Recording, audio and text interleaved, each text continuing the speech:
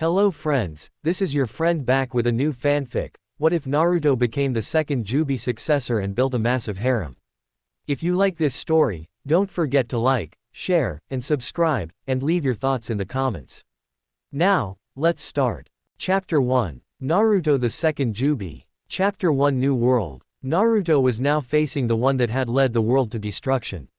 The one that had manipulated Obito into gathering the Biju and ruined his life. Madara had managed to revive the Jubi without the Kyuubi or Hachibi in a larva form which now had evolved into its true form. The godlike demon had destroyed everything once it had transformed back into its true form. Madara had let it rampage throughout the continent as the beast pleased. The 5 villages had been obliterated within a few hours after it was released, and it was now returning to its master to finish the last bit of resistance in the world. Even though it seemed like a hopeless effort now, both Obito and Sasuke had been killed. Obito died when he fought Kakashi and Might Guy. The three had battled in the former location of the village hidden in the clouds. Guy had released all 8 gates to hold Obito down in place during the period when Kamui was inactive, while Kakashi used Sharingan to use his own Kamui that ripped out Obito's heart. Both died right after the battle, even after the victory. Sasuke died in a battle against the rest of the Konoha 11. In that battle Shikamaru, Choji, Ino, Kiba, and Neji died in the battle, and Rock Lee was also killed when Sakura was about to get a Chidori through the chest and he jumped in the way. Shino was able to hold off Sasuke until Naruto arrived to finish the job and avenge his now dead friends. Hinata, Tenten and Sakura later died when a wave of Zetsus attacked them after the battle. The three had taken down over 300 of them before being overran by the never-ending attack from the plant men. Shino had been killed by the revived Orochimaru, who was then killed by Tsunade. The battle between the two Sannin lasted 3 days and nights until Tsunade used the Shiki Fujin to seal his body and soul inside the Shinigami with herself. The cages, with the exceptions of Gaara and Tsunade, had died defending their villages after they had been healed by Katsuya to save them from their near-death state. Killer Bee had tried to fight the Jubi back away from Kumo after his brother's death, only to have the Jubi grow roots and absorb all his chakra along with the 8 tails. Now it was down to Gaara, the Kazekage and former Jinchuriki of the Shukaku, and Naruto, the current Jinchuriki of the Kyuubi. They were the last 2 shinobi left from the 5 great nations left alive. Gaara looks like this is the end, Naruto said to the redhead next to. Both were tired and had only about 1/10 of their chakra left, while Madara and his Edo Tensei body had unlimited chakra. They were facing completely impossible odds at the moment. It does look that way, Naruto. Any ideas? The red-haired Kazekage asked the last Uzumaki and unofficial Rokudaime Hokage. Naruto had been proclaimed Hokage before Tsunade went to fight Orochimaru, but because of the deaths of the daimyos he was never given the official title. Naruto had a sad smile. Yes, just one, but I will not live through it. I trust you with the fate of the world. I will use the Shiki Fujin to seal the Jubi and Madara inside myself, which will then be eaten by the Shinigami. Naruto explained to the Kazekage. It was the only way to end it. His father had died using the forbidden jutsu, and now so would he. Gaara's eyes widened at the plan, to summon the Shinigami. It was suicide at best. No, I have nothing to live for now. My village, Kankuro, Tamari, Matsuri, they are all gone now. You are the last thing I have left, brother. I will die with you. Gaara said with a small smile, but a smile nonetheless. Naruto looked moved by the small speech that his best friend and brother figure had given him. Naruto smiled back. Then let's do this and take this bastard to hell with us. Naruto said with a large smirk, which was replicated by Gaara on a smaller scale. Both put their hands together and started to go through the same hand signs just as the Jubi arrived to fight them. Madara, seeing the jutsu that they were going to use, ordered the Jubi to attack. Both cages stopped at the same hand sign as slammed their palms on the ground. Summoning jutsu. Both yelled as the dark form of the Shinigami manifested behind them. The death god that manifested had dark purple skin and spiky white hair with 2 horns coming out of it. It looked deathly thin under its white cloak. The death god took the sword that was in his mouth and looked down at Naruto and Gaara. Why have I been summoned? The deity asked the 2 ninja in front of him. The aura of dread and death filled the area when the god spoke in his gruff and angry voice that sounded like several voices speaking at once. Naruto decided to answer the god's question. We need you to seal away Madara Uchiha and the Jubi inside of me. Naruto said to the death god. Naruto knew that once he did this he would be forever sealed within the Shinigami along with the two dark entities in front of him. To seal away so much power will require more than one soul. The god said to blonde Jinchuriki. That is why I offer my soul as well, Gaara said to the purple-skinned god who turned his attention to Gaara. I have nothing else and I can't let my brother die alone. Gaara said with a smirk as he looked at Naruto who was nearly crying at Gaara's statement. Kurama also gives his soul to you. Naruto said as he spoke what the Kyuubi had told them through their mental link. The souls of two Kage and a Biju, yes that will do. The Shinigami said. The Jubi roared as it went for the kill as it shot a cone-shaped Bijudama at Naruto. Gaara made a massive wall of sand to block the attack. The Shinigami seeing this stabbed the might beast in the chest with the blade that it carried in its mouth. The Jubi roared in pain as it was absorbed into the seal on Naruto's stomach. Naruto screamed in pain as the massive amount of nature chakra was sealed inside of his body. Madara saw that his pet was now gone for good and decided that it was now a good time to run, or at least that was the plan before he too was captured by the god and sealed inside of Naruto. As the sealing ended the souls of Gaara, Naruto, and Kurama were removed by the Shinigami. Now done with his job the death god left the world for his own. Shinigami's world. Naruto woke up with the worst headache of his life. He felt like both Tsunade and Sakura had punched him in the head multiple times while. He looked around and noticed that he was in a king-sized bed with black covers. The room he was in had red walls with black stripes and no windows or furniture for the matter. The blonde slowly got out of bed and made his way out of the room. He was now in a hallway with that looked like the walls of his room but with a black carpet. As he walked through the hall he noticed that there were no other doors. He eventually made it to the end of the hallway where there was a door like the one that led to the room he awoke in. As he opened the door he found himself in a large meeting room. Sitting in around a large were the Shinigami and two women on one side with Gaara and an empty seat on the other. One of the women noticed Naruto and motioned for him to sit down. Naruto did as told and sat next to his brother. The women in the middle had long white hair as pure and the freshly fallen snow and golden eyes.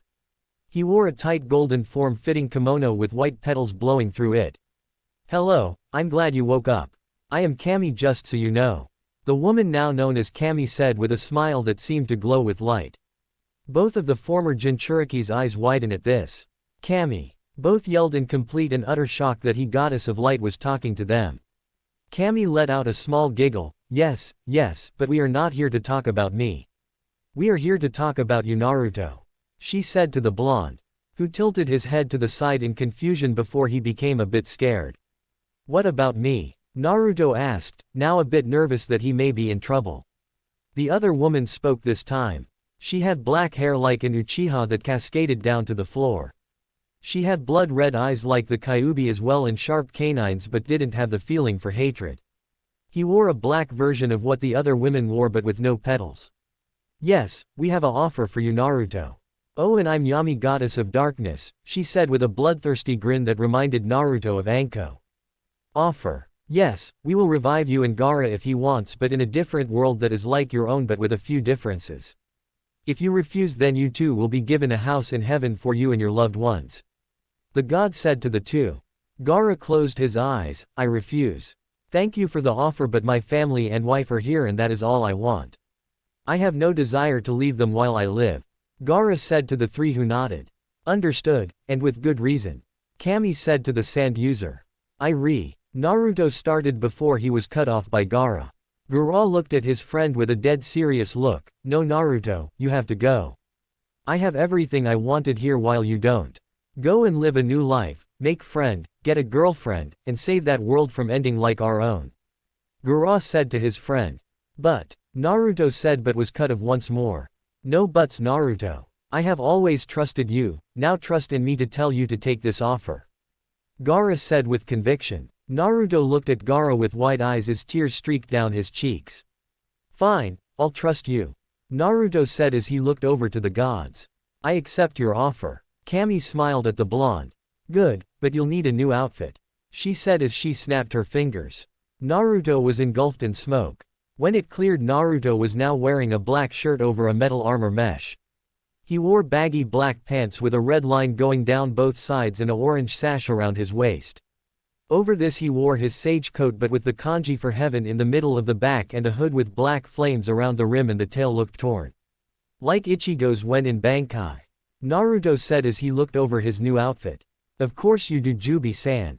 Yami said to the blonde ninja who was still admiring his new attire.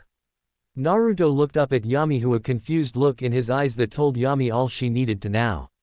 Oh, you didn't know? Since you sealed the Jubi in yourself and then had its soul removed, the yoki fused with your body making you the new Jubi. Congratulations. Yami said with a wide smirk. Naruto looked at Yami with a blank expression. He opened and closed his mouth several times before his eyes simply rolled back and he fainted on the spot.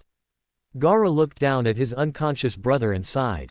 I should have seen that coming, he said as he stood up and kicked Naruto in the head, waking the blonde up. Naruto glared at Gaara. Why did you kick me? Naruto yelled at Gaara, temporarily losing control of his newfound power.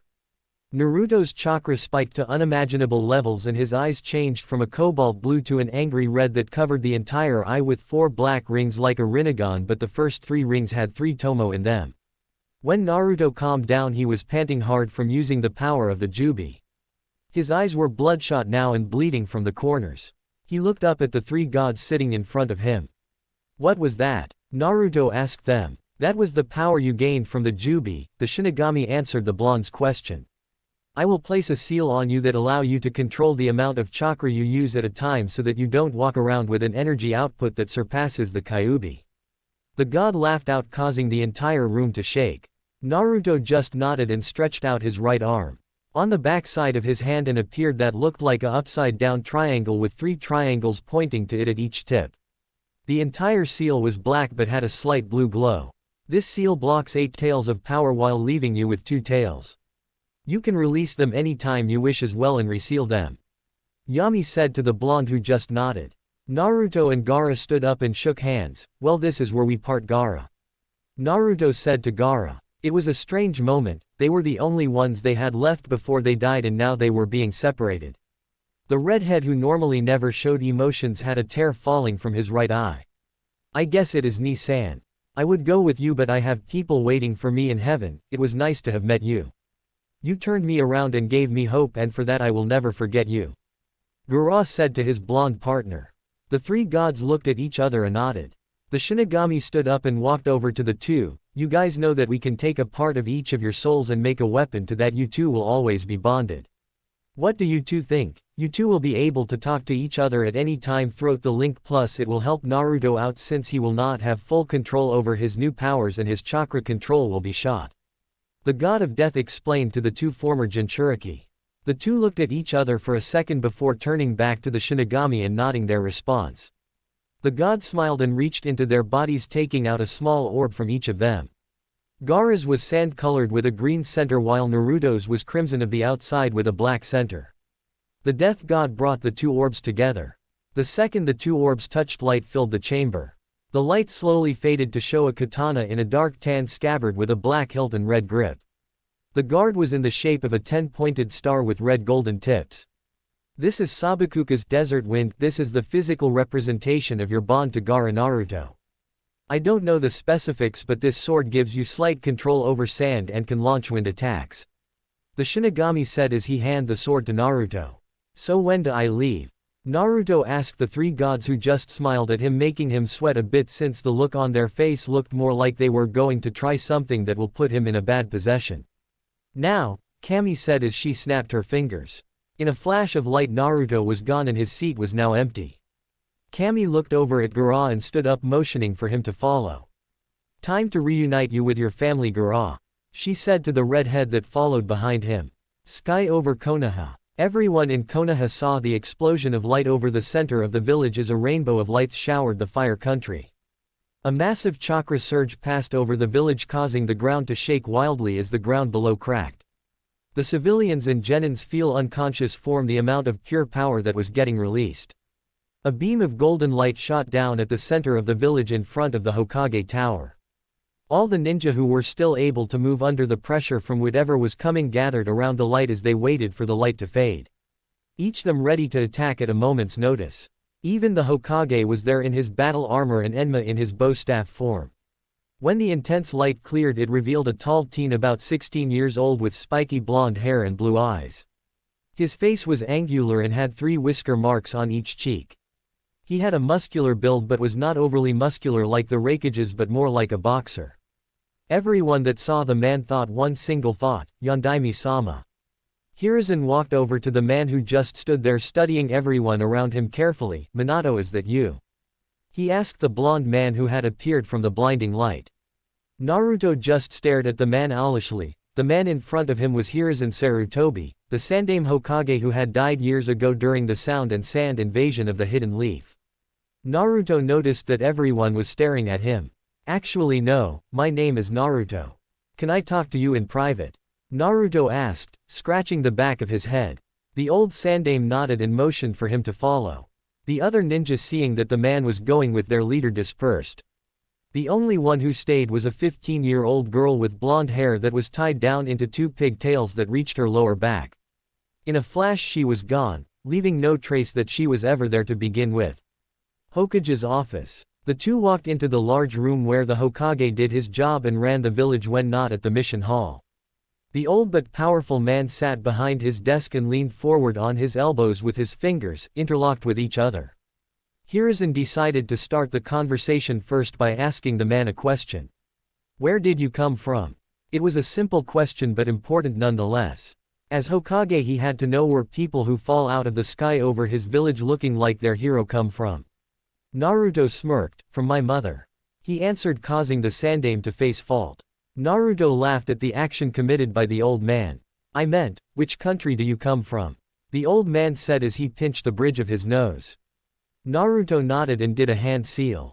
Tsukiyomi, he said as his eyes turned into red Rinnegan's with 9 tomo.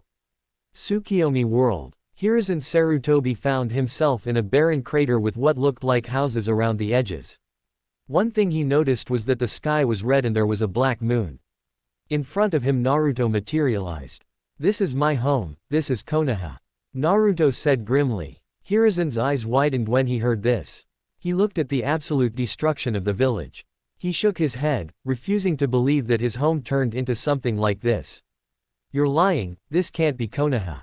Naruto started to cry a bit. This is indeed not your Konoha, this is my Konoha. This is the Konoha from where I come from, my dimension, my home. This is the site of my ultimate failure. Naruto said as he was now weeping from the memories. Hiruzen looked at the man. How? Seeing him cry seemed wrong. Someone who had as much power as he had would never cry unless absolutely needed. So this really is Konoha. Tell me how this happened. Naruto wiped the tears from his eyes and looked up. This all started when the Kyuubi attacked. Naruto went on to explain what happened with the Akatsuki and the war minus becoming the Jubi and his talk with the gods. When the genjutsu ended, Hiruzen looked up at Naruto with a stern glacé. Do you wish to protect Konoha? The old man asked. Naruto nodded as his answer, then with the power given to me by the fire daimyo, I grant you the title of Genin of Konoha. Go to the academy tomorrow morning at 8 am to be placed on a Genin team. The Kokage said to the blonde Jubi. Oh, and try to hide your real strength, the less questions the better, right? He said with a grandfatherly smile. May I ask you a few questions, Hokage-sama? Naruto said to the old man. Well, that was a question, wasn't it? Hiruzen replied with a smirk. Naruto deadpanned at the statement made by the old man. The Sandaime chuckled at the blonde's expense. Very well, ask your questions. Naruto nodded. Who are the current clan heirs? Naruto asked first and foremost. That is easy, they are all in the same class and are graduating this year. For the Hyuga clan, there is Hinata Hyuga, the eldest daughter of the current heir Hiyashi. For the Inuzuka clan, it is Inuko Inuzuka, daughter of Sum Inuzuka. From the Uchiha, it's Sayuri Uchiha, daughter of Makoto Uchiha and Fugaku Uchiha. From the Yamanaka clan there is the daughter of Inoichi, Ino, as well as the heirs to the Akamaiki and Nara clan Choji Akamichi and Shikamaru Nara. Then there is Shino from the Ibarama.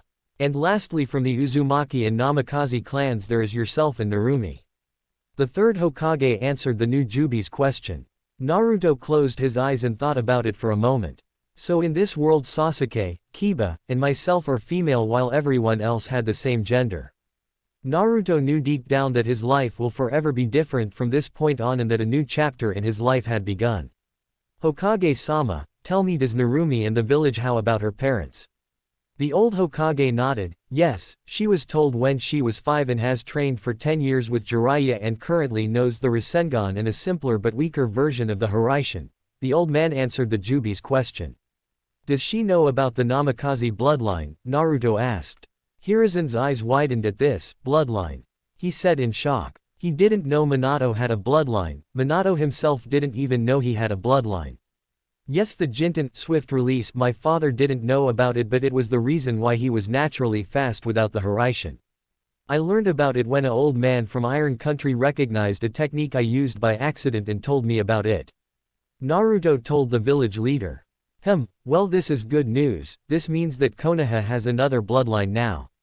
Can you give me a demonstration of your Kekkei Genkai? Naruto nodded and started to go through hand signs. Jinten shadowless flight, Naruto said as he blurred out of existence and reappeared a few seconds later with 2 bowls of ramen. He put one down in front of the Hokage and started to eat his own. Interesting, so the Jinten gives you the ability to move at extremely high speeds. The Sarutobi concluded from the show. He took the bowl of ramen and dismissed Naruto with a Anbu to show him to the hotel he would be staying in until they could talk with Narumi. After Naruto left, Hiruzen turned to his left wall. Are you there, Jiraiya? The old man asked as the wall peeled down to reveal another man. Jiraiya was a tall man with waist-length, spiky white hair tied back into a ponytail, with 2 shoulder-length bangs that framed both sides of his face. He also had red lines that ran down from his eyes and wore a horned forehead protector with the kanji for oil, which denotes his affiliation with Mount Myoboku. He also had a noticeable wart on the left side of his nose. Jiraiya wore a green short shirt kimono and matching pants, under which he wore mesh armor that showed out of the sleeves and legs of his outfit. His outfit was completed with hand guards, a simple black belt, traditional Japanese geta wooden sandals, a red haori with 2 simple yellow circles on each side, and a scroll on his back. He also had a tattoo in his left palm. Yeah, I'm here, so what did the kid have to tell you? Jiraiya asked the Hokage.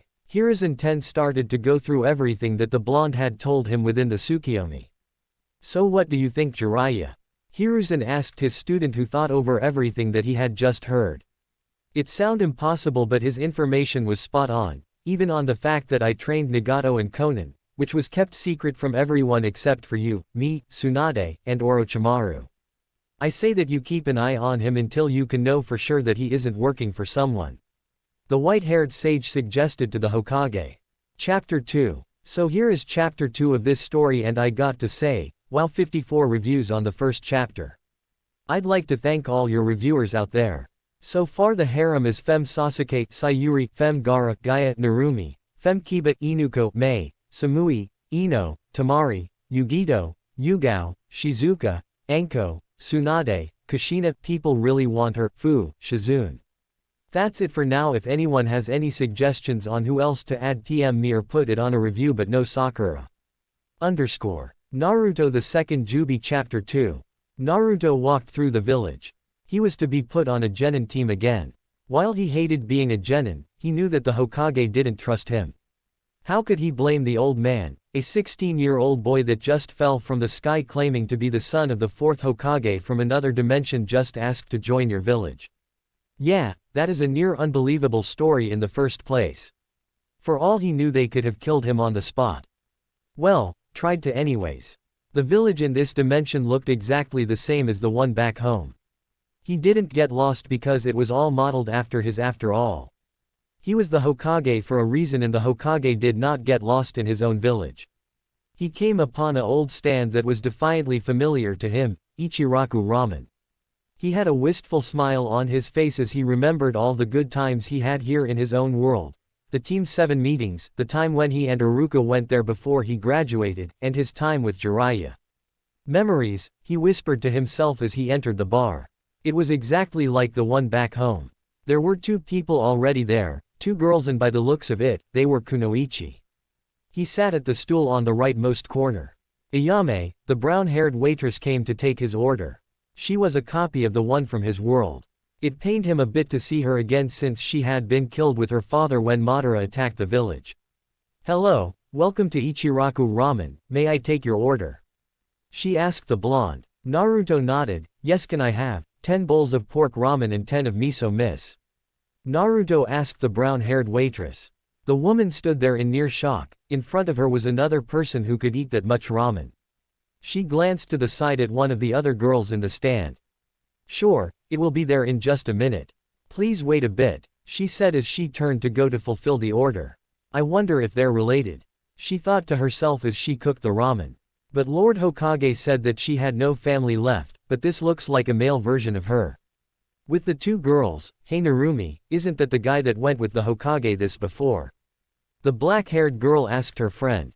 Narumi looked over at the other customer in the stand. "Yeah, he was.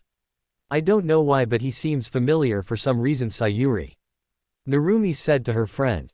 Narumi was a beautiful 15-year-old girl with a nice full hourglass figure that went well with her perky high C cup.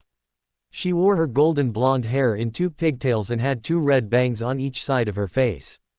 On each cheek, she had 3 whiskers-like marks. Her eyes were cerulean blue and had full red lips. She wore a dark orange and black jumpsuit jacket that was left unzipped over a black Chinese-style shirt. She also wore tight back spandex pants that reached her knees under a short orange skirt. Sayuri nodded. "Yeah, he kind of looks like your father if you think about it," she said. Sayuri was an Uchiha girl and heir to be clan head. She had short black hair that was spiked back and black eyes like all Uchihas. Like her friend, she had a figure that showed years of training along with C-cup, which while not as big as her Namikaze friend, were still large for her age. She wore a blue short-sleeved shirt that left her toned stomach out for all to see.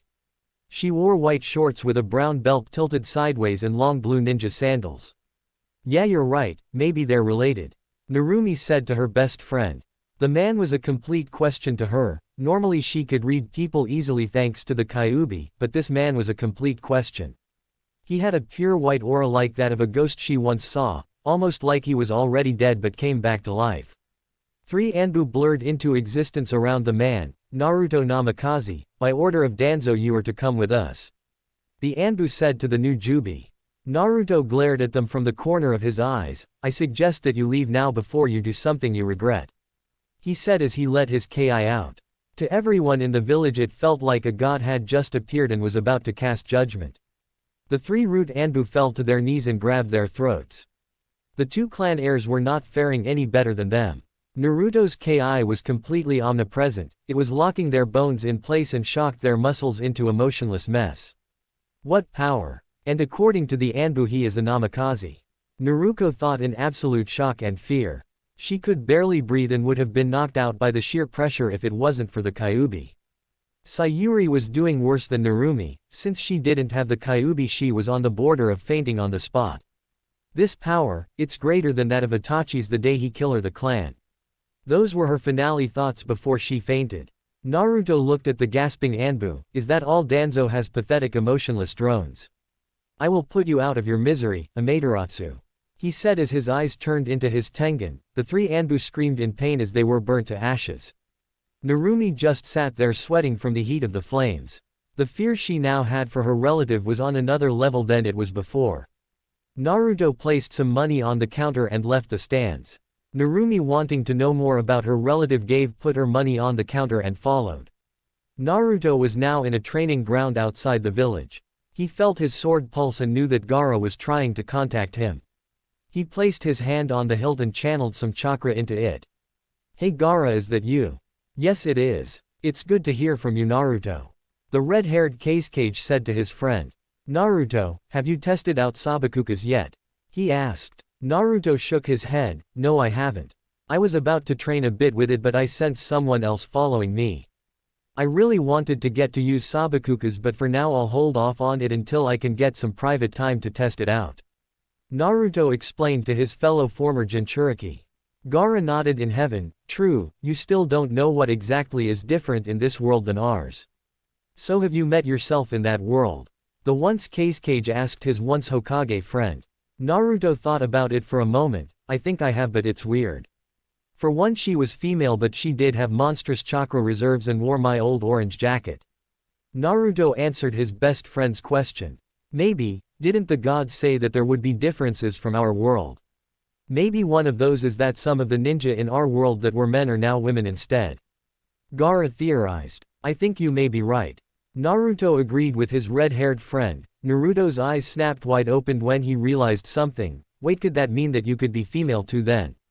Naruto asked. Gaara was pale now. He imagined himself as a woman. Naruto never say that again, got it? But if by some chance that I am a girl, you better still help her not fall into insanity. I don't care if you marry her, just don't talk to me about it, but if you don't help her like you did to me, I'll kill you, Gaara threatened. Okay, I'll help her. For all we know, she could be hot. Naruto said to his friend. Killer intent flowed of the sword. Uzumaki, if you ever say that again, I will kill you. Gaara said to the Uzumaki. Narumi, who was hiding behind a tree near the clearing, heard every word of the conversation. The blonde man from before wasn't her relative, he was her from another world. Holy shit, I wonder if Hokage Gigi knows about this. She said in thought to herself. She felt two strong forces push her out of the conversation. Gaara narrowed his eyes. Naruto, I felt another presence in our conversation. I believe that, whoever you are in that world has the ability to connect to the sword since your souls are so similar. Maybe you should teach her a lesson about being caught while spying. Gaara said with a devious smirk that wasn't common for him. Whoa, I didn't know you could be such a prankster, Gaara. Naruto said to his friend before he vanished from sight in a blur of speed from his Jinten Jutsu. Narumi saw the man vanish and jumped out into the clearing with a kunai out. Where is he? She thought as she scanned over the field. You know you should let people get behind you. Naruto said as he leaned against a tree. Naruto spun around to see the man. I'm Naruto Uzumaki Namikaze, and you are. He already knew the answer thanks to his talk with the Hokage. Narumi Uzumaki Namikaze, she said as she got into a defensive stance. If you really are from another dimension, then why are you here? She asked the blonde sage. Naruto smirked. Well, maybe if you can give me a peek at your ability I'll tell you, but if you suck then you have no right to know and I'll just finish my mission in this world. Naruto said as he drew Sabakukas. Let's dance, Naru-chan, he said. Narumi let out a war cry as he charges at him with her kunai. Don't call me that, she yelled as she stabbed Naruto in the stomach only for him to start to glow. Wah, she started before Naruto blew up, launching her across the field. Naruto jumped out of tree and swung his sword. A crescent-shaped blast of superheated wind launched out at the blonde girl. Narumi jumped out of the way of the attack as it seared the grass that it passed over and burned the tree it hit. Naruto smirked when he saw the move. I think I'll call that move Desert Heat. He said to himself. Narumi charged at the older blonde with a Rasengan in hand. Take this, she yelled only for him to vanish in a blur of speed. The Rasengan smashed into the ground, leaving a large crater in the ground. By this time the Sandaime and Jiraiya were already there to watch the battle between the Uzumakis. Sensei, do you think that Narumi-chan can win this fight? Jiraiya asked his old teacher. Hiruzen shook his head. No, Naruto-san is far too advanced for her to beat. He has more experience in combat and I sense something off about his chakra. It's like a Biju's but more potent but not as evil. The old Hokage answered his student's question. What, but Narumi-chan has control over two tails of the Kyuubi, that should be enough to beat him. Jiraiya stated with confidence in his student. While Narumi was a genin, she could give any chunin a hard time, and with the Kyuubi she could beat most jonin in the village. Hiruzen just sighed. Let's watch the battle. Narumi threw a tri-pronged kunai at Naruto, who simply sidestepped, it only for Narumi to appear over him with a Rasengan in her hand. Got ya, she yelled only for Naruto to vanish once more. Hold still, she yelled as red bubble-like chakra started to appear around her and took the shape of a fox cloak. Naruto smirked when he saw this, so she's not holding back. Naruto thought as he saw his female counterpart charge at him on all fours. She was far faster than before thanks to the Kyuubi inside of her, but to Naruto she was still moving in slow motion. She shot a punch at him only for him to grab it and use her forward-moving force to throw her behind him. One of her tails attacked him as he threw her. But to everyone's surprise, when the tail hit him, it was just absorbed into his skin. Thanks to his hair no one saw that he had his dujutsu active. That was a good trick, he thought as he observed her strategy. Naruto turned to Narumi, I must say that for a genin you're good, I wouldn't be surprised if you made Chunin early, but you're no match for me. Let's end this, Naruto said. With pleasure. She growled as she summoned 2 clones to start to form a Rasengan in her hand. Her Rasengan was now about the size of a basketball and blood red like the Kyuubi's chakra. Naruto smiled and formed a Rasengan himself, but unlike Narumi's it was the size of his palm. Naruto's Rasengan was colored differently too, it was white with a pitch black core and red lightning dancing around it. That's new, he thought to himself. Jiraiya's eyes widened when he felt Naruto's chakra, it was 10 times as potent as the Kyuubi's onyoki. What kind of monster is he? Jiraiya whispered to himself. The 2 fighters charged at each other with their arms cocked back. When the 2 got close another together they thrust their arms out causing both Rasengans to collide. A massive shockwave caused a crater to appear under them as the wind howled from the collision. Narumi grit her teeth as she tried to overpower Naruto but couldn't beat his white Rasengan. Naruto smiled at her, you did good Naru-chan but you're not on my level.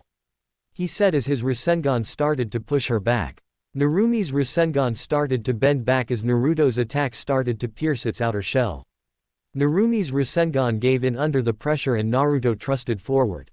Naruto's white Rasengan came within an inch of Narumi's face. I win, Naruto said as he dispelled his attack. Narumi could feel her cloak being separated by opposing attack from her male counterpart. It frightened her that even with 2 tails she was but an ant to this man. Naruto turned and started to walk back to the village. So what did you think Hokage-sama? Eros Sennin, he said as he looked over at a tree where the 2 older men were hiding. The 2 dropped their genjutsu which hid them from sight. Jiraiya frowned, how did you detect us? Jiraiya asked the blonde ninja. Naruto smirked, secret, he said as he vanished in a blur of speed from his Jinten bloodline. So what do you think Narumi-chan? Hiruzen asked the blonde Uzumaki heir. Narumi looked down, how is he so strong? If I heard correctly he is me from another world so how is he so much stronger than me when we're the same age? She asked the 2 older leaf ninja. Hiruzen sighed, in his world everything happened 2 years earlier than here. He graduated at the age of 13 at the bottom of his class and trained with Jiraiya, but before he was mistreated by the village and they went as far as to torture him on his birthday. He then became the strongest ninja in the world with the use of Sage Mode and mastering the Kyuubi's chakra. He then fought in the 4th Great Shinobi War where he defeated the Jubi but he ended up dying along with the Kazekage. The old Sandame Hokage explained to the young girl. Narumi's eyes widened, he had gone through all that before fighting her. She hadn't even killed anyone yet while he defeated a demon far stronger than the Kyuubi sealed inside of her. I think that he has been through a lot then. To think that by the time he was my current age he was a cage-level shinobi. She answered the question. Jiraiya seeing a chance to tease his student decided to speak, what do you think about him sexually? Does being dominated by him in battle exited you? Jiraiya teased the blonde. Narumi blushed deeply and had to hold herself back from killing the Sannin. No, why would I want to be with him? I don't even think that he's human. Did you see that chakra he had? It made the Kyuubis look like nothing. She denied the accusation. Jiraiya seeing his student flustered decided to continue to tease her. You know that since he is also the child of Kushina-chan and Minato-kun he has to live with you. Who know what naughty things you two will do together. Maybe you'll revive your clan with him. He said. Narumi now had a full body blush from listening to Jiraiya teasing her. Shut up Eros Sennin. She yelled as she walked back to her family home. Stupid perverted old sage, she thought to herself as she entered her home. She walked into her bedroom and undressed herself. Narumi walked to her bathroom to take a shower. She opened the door only to crash into a muscled chest. Narumi's weight was too much for the other person and they fell back. Narumi looked at the shocked face of the man who she had just finished fighting. Blue eyes met blue eyes as they stared at each other for what seemed like an eternity. Narumi observed Naruto's ripped muscles while Naruto glazed over Narumi's body. He's jacked. She's hot. Both realized that they had been looking at each other for a long time. Both blushed and looked away from each other. Narumi got off of Naruto and looked down. I'm sorry I should have used your bathroom without your permission. Naruto shuddered out. It's okay Naruto-san. I should have known that you would be here, she said back to the male blonde. A few minutes later Narumi walked out of the bathroom fully clothed now. The two blonde now sat on a large couch in the living room. So, you're me from what I understand, she asked the Jubi. Naruto smiled kindly at her. Yeah, I guess I'll be living with you. I'll take a guest room, he said but was interrupted by Narumi. No, you beat me fair and square. You should take the master bedroom, she said back to her fellow blonde who frowned. No, this was your home first so you should keep it. Naruto insisted that Narumi keep her room. Narumi frowned and shook her head. No, you should take it since you had to go through so much before you were my age, she responded with tears building up in her eyes. Naruto's eyes widened at the statement. He told you? He asked her already knowing the answer. Narumi nodded her response. Look, I don't care about my past, that was in another world. It's your bed so you're keeping it. Narumi couldn't respond so she decided to just nod. Later that night, Narumi tossed and turned in her sleep. Her dreams were plagued with visions of armies attacking each other. A giant 10-tailed monster was destroying everything in its paths. She saw the 5 villages get destroyed by the monster while a red-eyed man fought 2 other men, one with blonde hair and one with red hair. Narumi woke up gasping for air. She had sweat dripping from her brow. She stood up and walked over to Naruto's bedroom. She knocked on the door and waited for a few seconds. She heard footsteps from the other side which stopped before the door opened. Narumi-chan, what is it? The older blonde asked the girl as he rubbed his tired eyes. I had a nightmare, can I sleep with you? She asked with her cheeks stained a dark pink. Naruto yawned. Yeah sure, he said as he let her in. Both got into bed. First thing she noticed was that Naruto's mere presence radiated heat. Narumi couldn't help but cuddle into Naruto's body trying to absorb as much heat as she could from him. She fell asleep but this time she had no nightmares. Chapter 3. So here is another chapter and I'll say this once, I am not abandoning my other story, I just have a flow of ideas for this story right now so I'm going to use them before they disappear. I also got a name for Fem Kakashi. Harem is Fem Sasuke, Sayuri, Fem Gaara, Gaia, Narumi, Fem Kiba, Inuko, Mei, Samui, Ino, Tamari, Yugito, Yugao, Shizuka, Anko, Tsunade, Kushina, Fu, Shizune, Fem Kakashi, Makoto, Fem Itachi, Izumi, Tayuya, Karen, Kin, Hana, Kurenai. That's it for the harem. Enjoy the chapter. I don't own Naruto. Chapter 3 Teams. Naruto woke up to find something pressing on his back. The blonde Uzumaki looked back to see Narumi snuggling happily into him with a heartwarming smile that made his heart melt, but then he realized something. Why is she in my bed?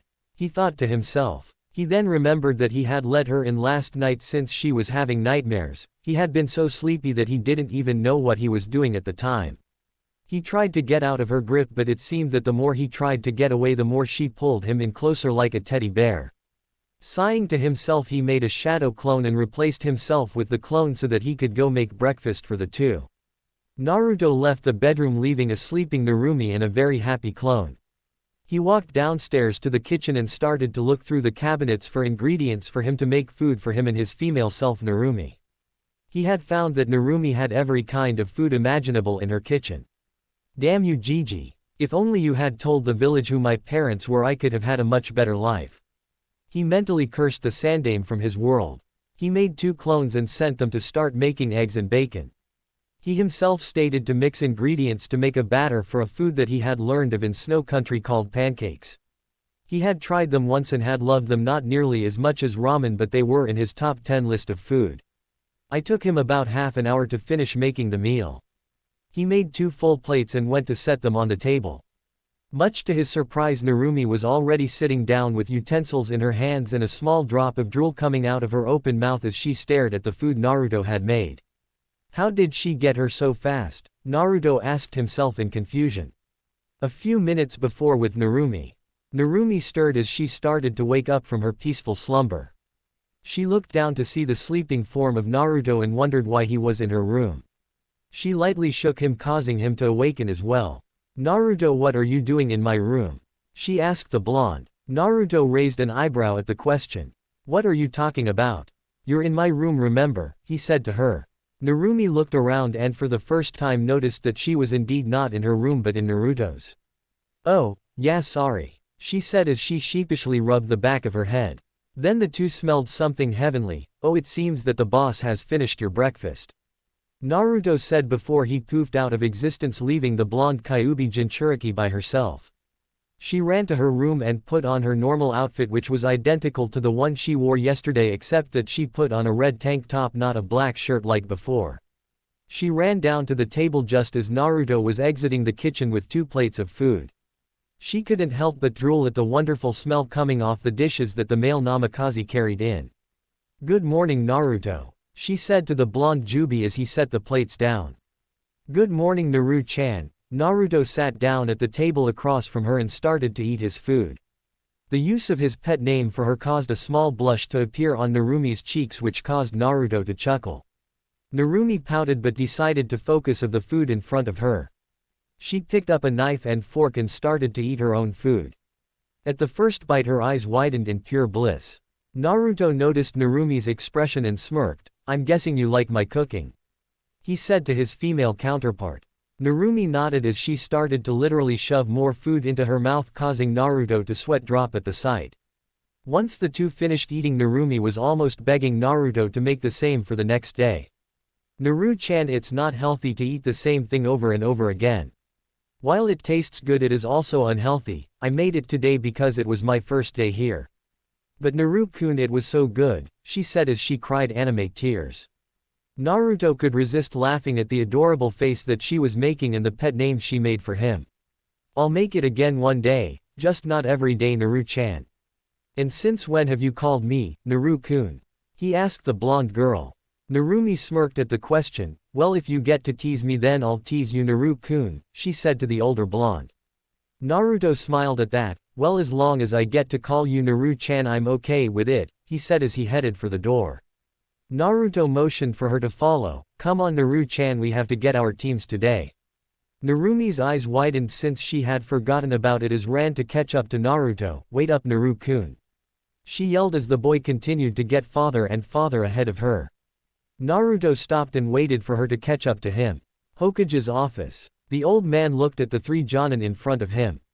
The 3 were his own son Asuma Sarutobi, the student of the 4th Hokage, who was a woman with silver hair, Kazumi Hitaki Kakashi. The last was a Kurenai Yuhi, the Genjutsu mistress of Konoha.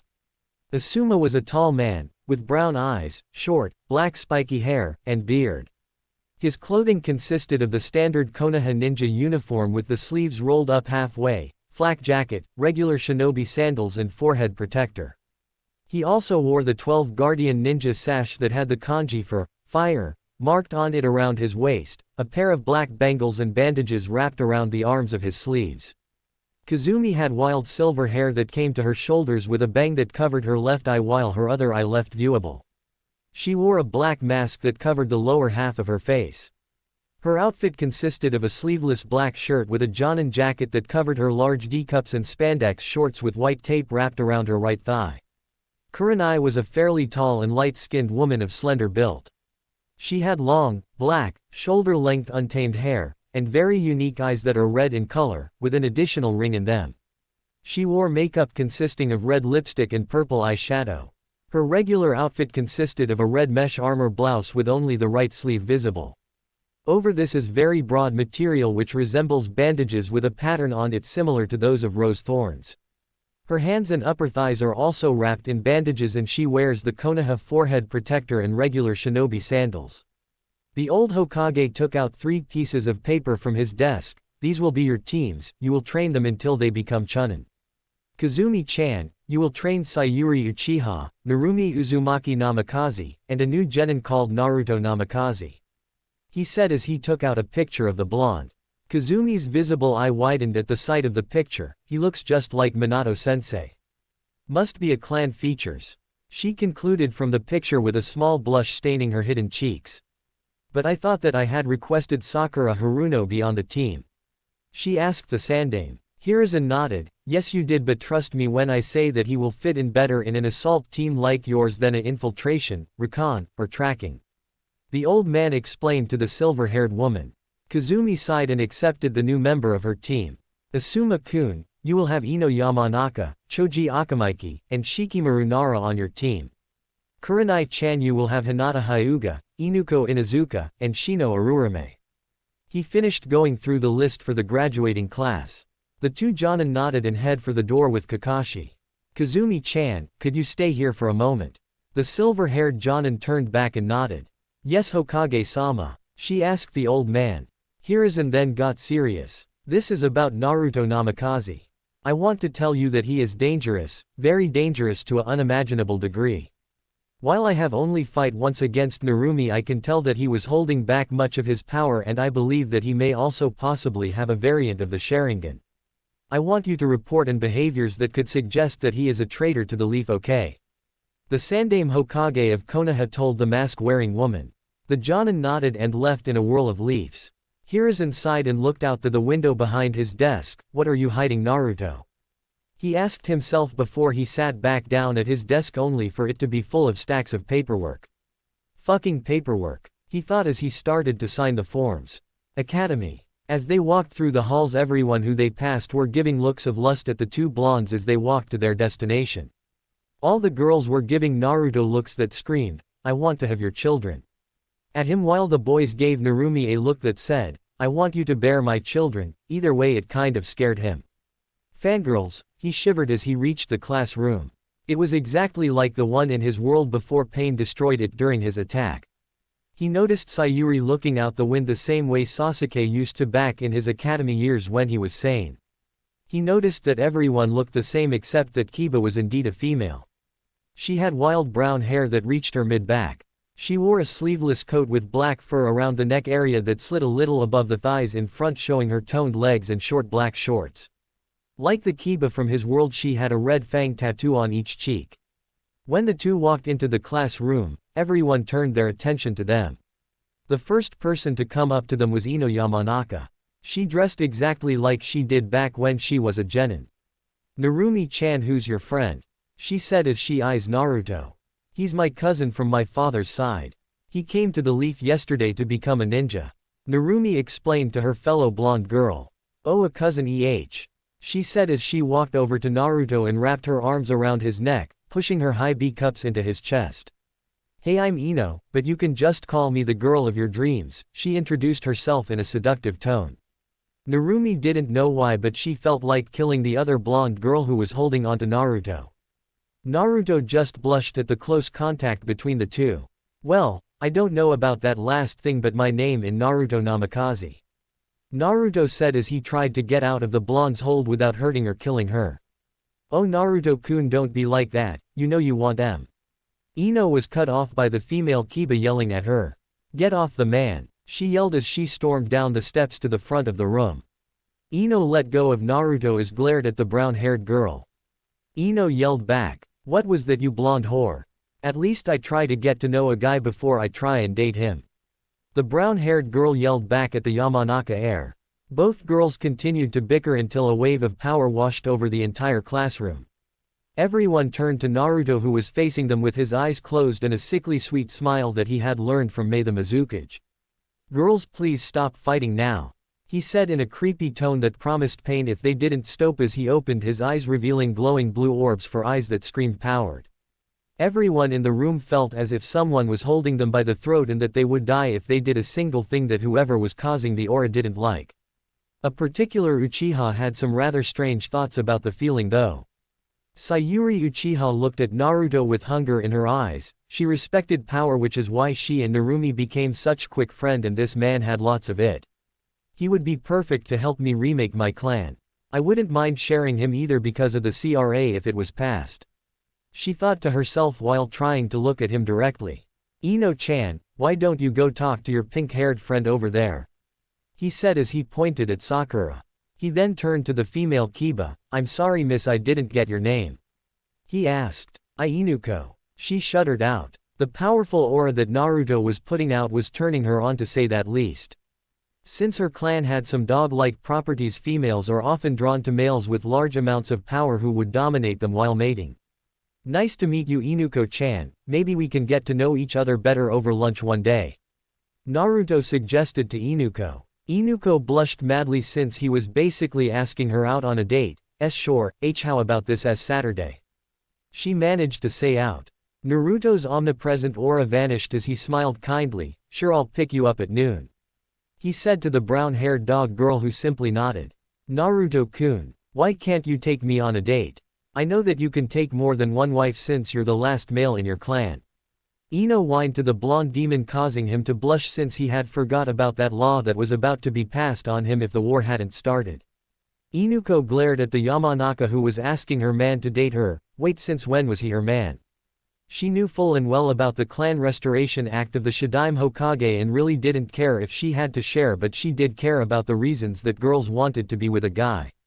She hated girls who only wanted a guy for power and wealth, which is why she despised Sakura and to a lower extent Ino. Naruto sighed. Fine Ino-chan, but next week since I'm taking Inuko-chan out this week, he said as he walked with Narumi up to where Sayuri was sitting. Narumi sat next to Sayuri and Naruto next to her. Hey Sayuri-chan, Naruto said to her best friend. Sayuri smiled kindly at Narumi. She was her ray of hope after the Uchiha incident and kept her from becoming a power-hungry freak. She would even say that she was a bit bi for Narumi in a way. Hey Narumi-chan, isn't that the man who killed those Anbu back in the ramen stand? She said in a hushed voice as she pointed at Naruto. Narumi nodded. Yeah, that's Naru-kun. He's staying with me at my clan home since he is a namikaze after all, she said to the raven-haired girl. Sayuri smirked. Oh, he's staying at your house. Narumi, you naughty girl, who knows what things you two must have done during the night, she teased her friend. Several men and a few women fainted from massive blood loss at the statement. Hey, maybe I could join you two next time, she joked, or really half joked. Narumi was now covered in a full body blush. It's not like that. He was part of the clan, so I let him stay there, she denied the accusations. Oh, and you didn't get into bed with him? Sayuri asked in a teasing tone. How did you know I did that? She screamed out her question before covering her mouth with both hands at what she had just said.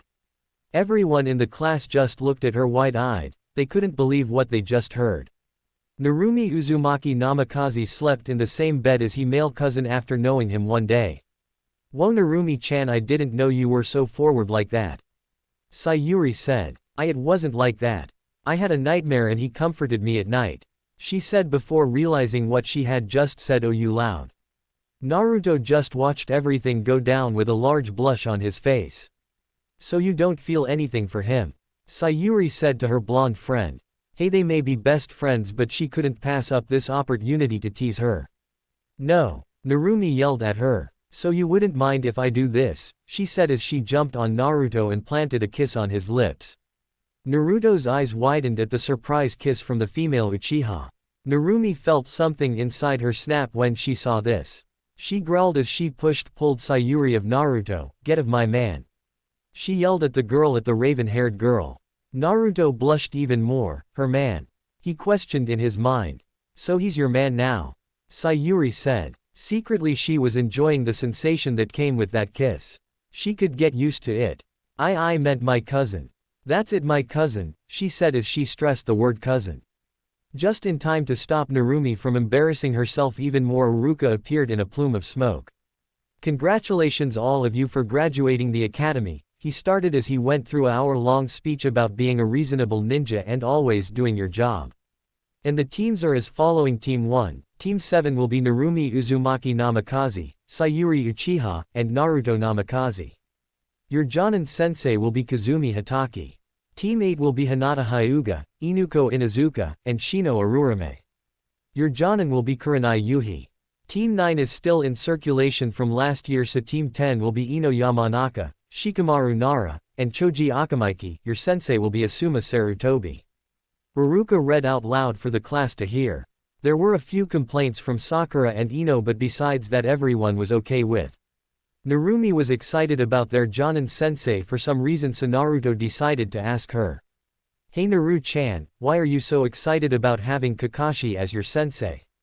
Naruto asked the blonde Jinchuriki next to him. Narumi looked at him with a large smile that could make the sun jealous, because Kakashi Ni-chan helped take care of me when I was younger in the village. Nei-chan, Naruto thought to himself. As Uruka left, several Jonin came in to pick up their teams. Lastly, 3 adults walked into the room. The one called Asuma called his team to meet him at the barbecue bar in half an hour while the woman Kurenai Yuhi told her team to follow, leaving Team 7 alone with a silver-haired woman. Naruto blushed for the sheer beauty of the Jonin in front of him. "Meet me on the rooftop in 10 minutes," she said in an angelic but bored tone as she shunshined away from the room. Naruto followed in a shunshin of black fire with Narumi and Sayuri on tail with their leaf shunshin.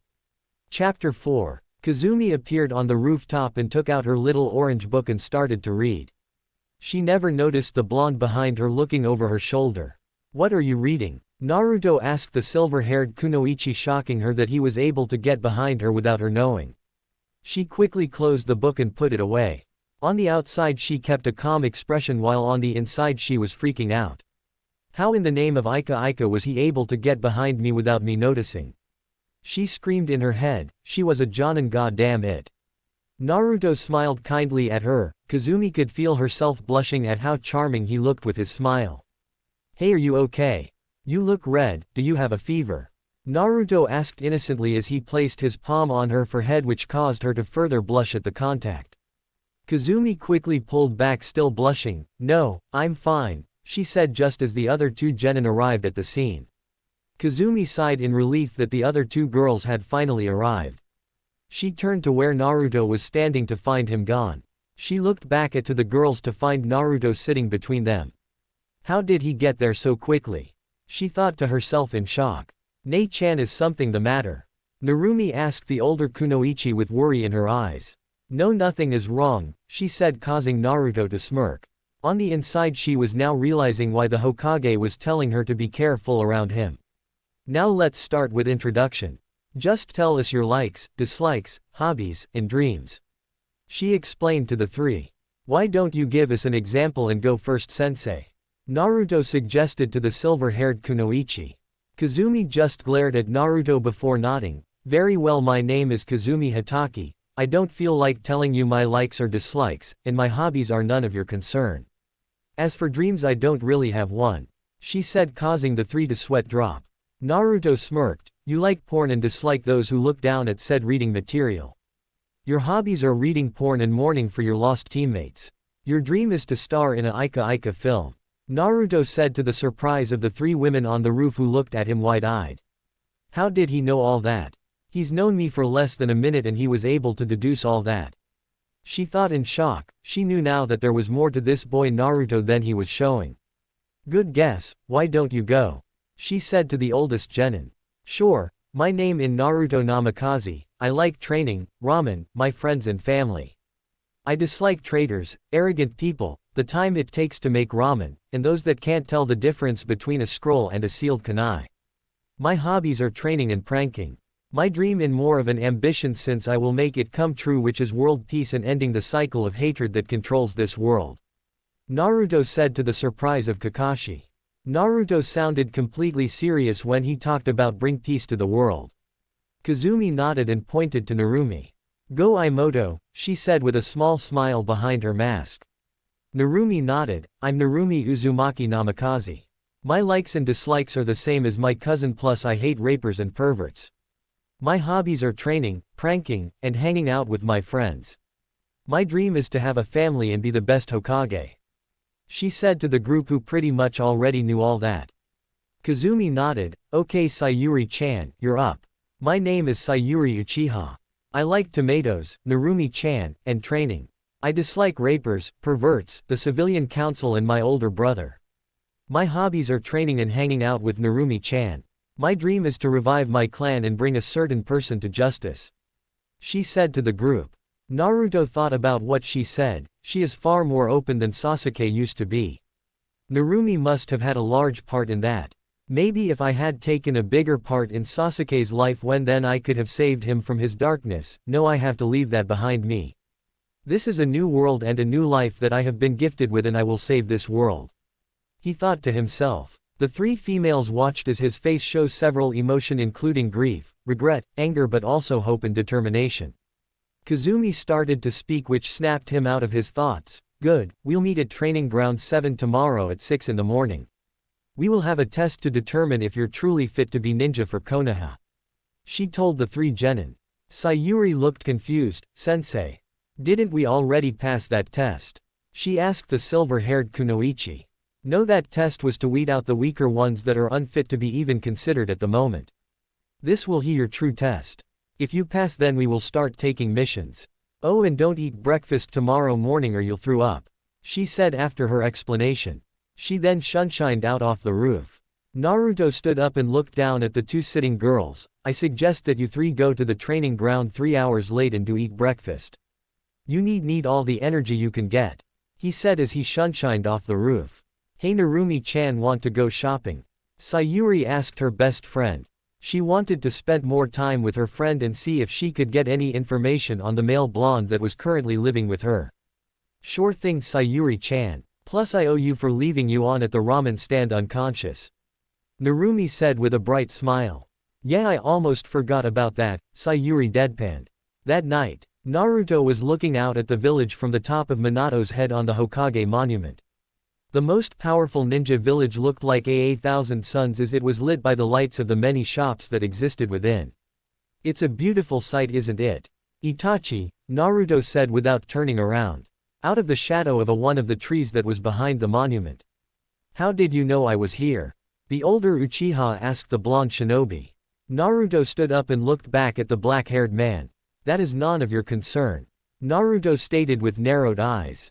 What do you want? He said. While Naruto respected Itachi from his world for putting the village first and protecting it, he still resented him pouring up Sasuke's mind with hatred. Itachi narrowed his eyes at Naruto. I was ordered to come here and offer you a spot in the organization that I joined, he started but was cut off by Naruto. You think that I would join the Akatsuki? I'm sure that you guys think that you know all about me thanks to that plant freak Zetsu, Naruto said, much to the surprise of the older Uchiha. How does he know so much already? The Akatsuki has let almost no information out other that we are mercenaries. On top of that, he knows about Zetsu. He could be trouble. I should take him out now if he refuses. The older Uchiha thought in a slight panic. Naruto snorted, take your offer at Tell Nagato or Pain or whatever the he is calling himself to shove. I refuse to join you, and if you even try to touch Narumi-chan, he didn't need to finish the sentence as he released his killer intent. Itachi's breath hitched as the wave of malice and hatred hit him. He glared at Naruto and activated his Mangekyo Sharingan. I have no choice. Hido in, Tsukiyomi. He spoke as he looked into Naruto's eyes. Tsukiyomi world. Naruto found himself crucified on a stone cross. He looked up at the crimson-red sky with a red moon. The ground under him was pitch black. I'm sorry, but I have to kill you, no, Itachi said as he and 3 copies of himself appeared. Naruto smirked. You think that you've beaten me, How foolish of you to think that. Naruto mocked as he channeled chakra into the seal of his hand, releasing the first and second seal, raising his chakra level from 2 tails to 6 tails in a matter of seconds. The burst of power shattered the Uchiha's ultimate genjutsu. The world seemed to break like glass around Naruto. Real world. Itachi was now on his knees, panting as he held his bleeding right eye. He looked up at Naruto with his normal left eye. He was now worried. This man had broken his ultimate genjutsu and unleashed a Biju-level pulse of chakra. He was certain that every ninja in the village would have felt that if he hadn't placed a barrier around the monument. What is he? He broke out of it without a Sharingan, he thought. He looked down at his left hand and noticed that it had white cracks in it. Should I have to go? He thought as he turned to leave on, only to hear 2 words that he never thought he would hear. Bansho Tenin. He felt Heiself being pulled towards the blonde. Itachi summoned his katana and stabbed into the ground to hold himself in place. Naruto grit his teeth as he felt his jutsu losing strength. Shit, I haven't gotten well enough control over this one yet. I was true. His recharge time for his Shinra Tensei was about 20 seconds while Nagato's was 5 and his Bansho Tenin was only half as strong as his fellow Uzumaki. He wasn't even able to create the Chibaku Tensei. His Sharingan skill were slightly better since he could summon the flames of Amaterasu and use the Tsukiyomi, but neither were on par with Itachi's, and his Susanoo was only a arm. Naruto stopped his jutsu and got into his taijutsu stance. Itachi by now had already gotten back on his feet and was ready to fight. You may have more raw power than me, but my eyes are stronger, Itachi said to the blonde. Really? Take a look, he said as he looked at Itachi right in the eye, showing him what Naruto called his Tengen. These are the most powerful eyes in the world. Naruto said with full confidence. He always wanted a chance to beat up Itachi and now was his perfect chance to do it. Itachi's eyes widened as he saw the rippled eyes of the Namikaze heir. But what scared him was the 9 tomo in each eye. They look like a cross between the Rinnegan and Sharingan, he whispered himself. I'll let you have the first move, Naruto said to Uchiha. The black-haired male didn't respond as he dashed forward and launched a kick at Naruto's right kidney.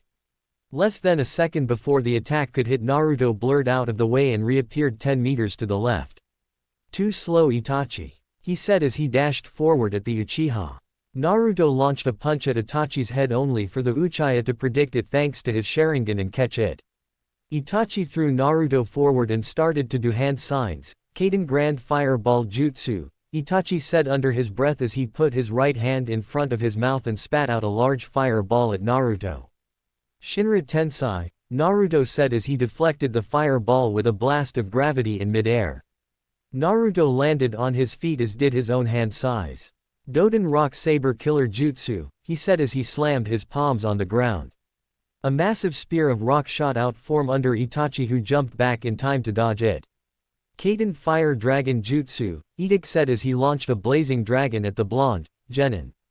14, 15, 16, shit, no time, he thought as he waited for his Shinra Tensai to recharge. He instead put out his hand and absorbed the fiery dragon into himself. He felt his body rejecting the chakra. He had theorized that since he now used Yoki not chakra, his body would not accept normal chakra without training, and he was right. Raiden False Darkness, said as he preformed his single snake hand signs. He opened his mouth as a ray of lightning at the Uchiha. The attack hit only for Itachi to be replaced with a log. Naruto jumped out of the way as a stream of black fire shot out from behind him. Naruto noticed that the fires were following him and would get him once he touched the ground. He then had a risky idea as he summoned a long pitch black tail which he used to grab onto a tree and used it pull himself to it. As the flame head towards the tree he was on now, he started doing more hand signs. Fuinjutsu Fire Sealing Method, he said as pulled out a scroll and placed the seal. The black flames were quickly absorbed into the scroll. Itachi grinned his teeth as the blonde had defeated 2 of his 3 Mangekyo Jutsu now and his eyes were starting to hurt. You shouldn't let your opponent get behind you, Naruto said as he kicked Itachi in the head, launching him into a rock that cracked and shattered from the pressure. Itachi slowly got back on his feet, this time his entire body was covered in white cracks. I wish that I didn't have to use this, but I will not die here or by your hands, he said in a voice that seemed to alternate in pitches as going from male to female. A red flame-like aura surrounded Itachi as bones started to appear, forming a massive skeleton with 2 an extra set of arms linked at the elbow. Once the bones finished growing, muscles started to wrap around the bones that had already appeared, which was followed by skin. The final part was a red cloak that covered its entire body as a flame-like sword appeared in its right hand while a flame-like shield appeared in its left. In its second right hand was a sake jar. This is my ultimate ninjutsu, Susanoo, Itachi said to the blonde in his alternating voice. Both of his eyes were bleeding now. Naruto frowned at this. He knew from personal experience how strong Itachi's Susanoo was with that shield of his, plus the sword of Totsuka which would seal him away if he got hit. Yeah, this was going to be a pain. Looks like this is the perfect time to try this out, Naruto said as he was encircled by a black sphere. You are the first one to see me transform. Even I don't know what I will look like, but I know that it will be fearsome, Naruto said. The orb around him was now pitch black, blocking Itachi's view of the body. The orb started to expand until it was about to reach about the size of his Susanoo. The orb stopped growing a bit short of matching Itachi's Susanoo's size. The orb started to crack as a large amounts of chakra started to leak out. The orb eventually shattered to reveal Naruto's demon form. Naruto's new form was a near copy of the fully revived Jubi, only smaller. It had a humanoid torso that was colored silver, the rest was pitch black. It had 2 clawed hands and long arms and legs. Jolting out from its back were several black spikes. His head was now elongated and had a massive jaw and giant singular eye with spikes shooting out of the back. Behind it were 6 long black tails. Naruto roared, causing the ground under him to crack. Itachi looked at Naruto's new form with fear. The power he was putting out was Biju level and he knew that even his Susanoo would be hard pressed against it now. Is he a Biju? But we have data on all Biju so far and the Rokubi was a giant slug. Itachi thought. Well, what do I look like? Naruto asked in his now deep demonic voice. He saw Itachi staring at him with a hint of fear. I guess that it's scary then. Naruto said to the Uchiha. Itachi narrowed his eyes. What are you? The Uchiha asked the demon Naruto. Naruto roared into the sky. I am Naruto Uzumaki Namikaze, the god of judgment. The Jubi Naruto yelled out at the Uchiha. While the barrier Itachi put up blocked Naruto's chakra from being felt and them from being heard, Naruto's demon prescience caused the moon to turn red in the sky. Everywhere in the elemental nations people saw the red moon. Itachi had to cover his ears to block out the roar. Well then, god of judgment, let's see if you deserve that title, he said as his Susanoo swung the legendary sword. Naruto jumped back to dodge the blade. Naruto started to gather black positive and white negative chakra into a large purple sphere in its mouth. The sphere compressed as Naruto ate it. Itachi knew what was about to happen, put up his shield to block the attack. The Jubi unleashed his attack that ripped the ground under it as it crashed into Itachi's shield. Itachi's Susanoo was slowly pushed back by the attack as his Yata mirror started to crack. Before it could fully break, Naruto's attack ran out of energy. Itachi panted as his shield started to repair itself. He charged at Naruto with the intent of sealing him away. Naruto sidestepped Itachi's vertical slash and jumped back when he went for a horizontal. Naruto slid back, then charged forward and punched Itachi's Susanoo in the face, launching it back. Naruto started to gather small beams of red energy into the tips of each of his 6 tails. Let's see you block this. Spear of Heaven 6 tails beam. Naruto roared as he shot out 6 beams of chakra at Itachi's Susanoo. Itachi brought up the Yata mirror to block the attacks. The 6 beams hit the semi-reformed shield, leaving 6 creators in it. Is that all? Itachi panted as his eyes were now bloodshot and streaks of blood flowed down his face. Check again, Naruto said as cracks started to form on the mirror before it completely fell apart. Looks like your shield isn't as strong as you thought. Naruto laughed as Itachi gasped that his ultimate defense had been beaten. I'm not done yet, he yelled as he charged at Naruto. He swung his sword at Naruto, who dodged every attack. Using his 2 free left arms, he grabbed 2 of Naruto's tails and threw him against the wall of the mountain. Die! Itachi yelled as he stabbed Naruto in the chest. Naruto felt himself being pulled into the sake jar in the Susanoo's second right hand. I will not be beaten. I will protect this village. I will protect the world. Naruto roared as he created a small Biju bomb, but it was covered in lightning. Light hack. Naruto roared as he shot a thin yellow beam with a black outline. The attack pierced the Susanoo and hit Itachi in the stomach and went through it, leaving a hole that was 6 inches in diameter. Itachi's Susanoo faded as the black-haired man fell to the ground holding his stomach. Naruto shrank back into his human form and reactivated the first 2 seals on his hand. He noticed that Itachi was different now, since his hair was longer now and his face was less masculine. He seemed to have grown a bit shorter and had 2 large bulges on his chest which were slightly visible thanks to most of his clothes being destroyed around the midsection. His hips were wider than before. Is he a woman? Naruto thought to himself as he walked over to the body. The last thing Itachi saw before he fainted was Naruto approaching him. Please don't kill me, he begged. Naruto didn't respond, he just continued to walk towards him. Chapter 5. Yonu Chapter. Nothing else to say right now. Fem Sasuke, Sayuri, Fem Gaara, Gaia, Narumi, Fem Kiba, Inuko, Mei, Samui, Ino, Tamari, Yugito, Yugao, Shizuka, Anko, Tsunade, Kushina, Fu, Shizune, Fem Kakashi, Kazumi, Makoto, Fem Itachi, Izumi, Tayuya, Karen, Kin, Hana, Kurenai, and Fem Haku. Disclaimer: I don't own Naruto. Itachi stirred as he woke from his slumber. His eye fluttered open as he sat up from his bed. He looked around at his surroundings and found that he was in a cave barely lit by a small torch. He looked down and saw 2 things.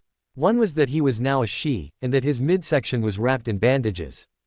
So you've awakened, a voice said from a shadowed corner of the room. Naruto walked out from the darkness. You were in bad shape after our battle, Naruto said with a small smirk. Itachi's eyes widened when he said that. He remembered trying to recruit the blonde but ending up battling him. He remembered the blonde turning into a black-colored tailed beast and fighting him. Then at the end, where the blonde demon fired a beam of lightning. You were that monster that I was fighting. She gasped. Naruto looked at her and nodded. Yes, that was me, but that's not important right now. Let's start with some simple questions. Who are you really? Naruto asked the black-haired girl. Itachi, while not wanting to, was in no condition to resist at the moment. My real name is Izumi Uchiha. I am one of 4 remaining Uchihas in the world. She answered the blonde's question. Naruto smiled and nodded. Thank you, Izumi-san. Now I already know why you killed your clan, so you will not have to explain that to me. He said to her surprise. Naruto's smile turned into a frown. But back to business, what have you learned about the Akatsuki so far? Izumi sighed. For now we're just trying to gain more funds by doing jobs around the elemental nations, but we will soon start to hunt the Jinchuriki. I can't tell you anymore. The raven-haired woman said to the blonde demon. Naruto just stared at her in the eyes. Izumi felt as if her world was getting set ablaze by the simple stare the blonde was giving her. Very well, now before we continue I'll let you ask a few questions of your own. Naruto said as he took a seat at the base of the bed. Who are you? Naruto smiled. That's a good question. Well, my name is Naruto Namikaze. I am currently a genin, but only because the Hokage doesn't trust me with a higher rank yet. My team is made up of Kazumi Hitaki, Sayuri Uchiha your sister, and Narumi Uzumaki Namikaze my cousin. Naruto said with a smile. Izumi thought over the information she was just given. The man in front of her was a genin on her sister's squad, yet he could defeat her in combat. What are your intentions? She asked the blonde demon. Well, my goal in life is a simple in nature but hard to obtain. I want world peace, but not the kind that the Madara wants, but true peace through understanding. Naruto said to the former male. Now I believe that it is my turn to ask you a question, Izumi-san. Naruto said to the Uchiha.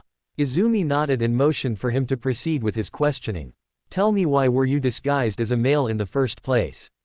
Naruto asked. Izumi looked down at the bed as tears built up in her eyes. My father never truly loved me. He was always disappointed in me for being a female. He didn't want a weak heir, and to him females were weak. So he decided that his next child would be the next head of the clan, not me. But the Sayuri was born, another daughter. Seeing that he had another daughter, he forced me to pretend to be a male so the clan would not lose face. She said, tears openly cascading down her cheeks like twin waterfalls. Naruto grit his teeth at what Fugaku had done to his daughter. What a horrible thing to do, to make someone act like another. It was disrespect to life, nature and females. Naruto moved over to Izumi and brought her into a comforting embrace. That's horrible. I'm sorry that you had to go through that. Izumi blushed slightly when she felt Naruto's well-developed muscles under his shirt. Izumi steeled herself and stopped crying, pushing Naruto away. There is nothing for you to be sorry about, she said to the blonde who was still smiling at her. Naruto looked at the door. Well, it seems like our time is up since your partner is coming. I'll leave you 2 parting gifts as a show of trust to you. First is a seal that I put on your right hand, which allows you to activate a genjutsu that will make you look like Itachi. It cannot be deactivated by anyone but you and me. Lastly, I'll leave you a Hiraishin kunai in case you ever want to talk with me. Naruto said as he handed her the small blade.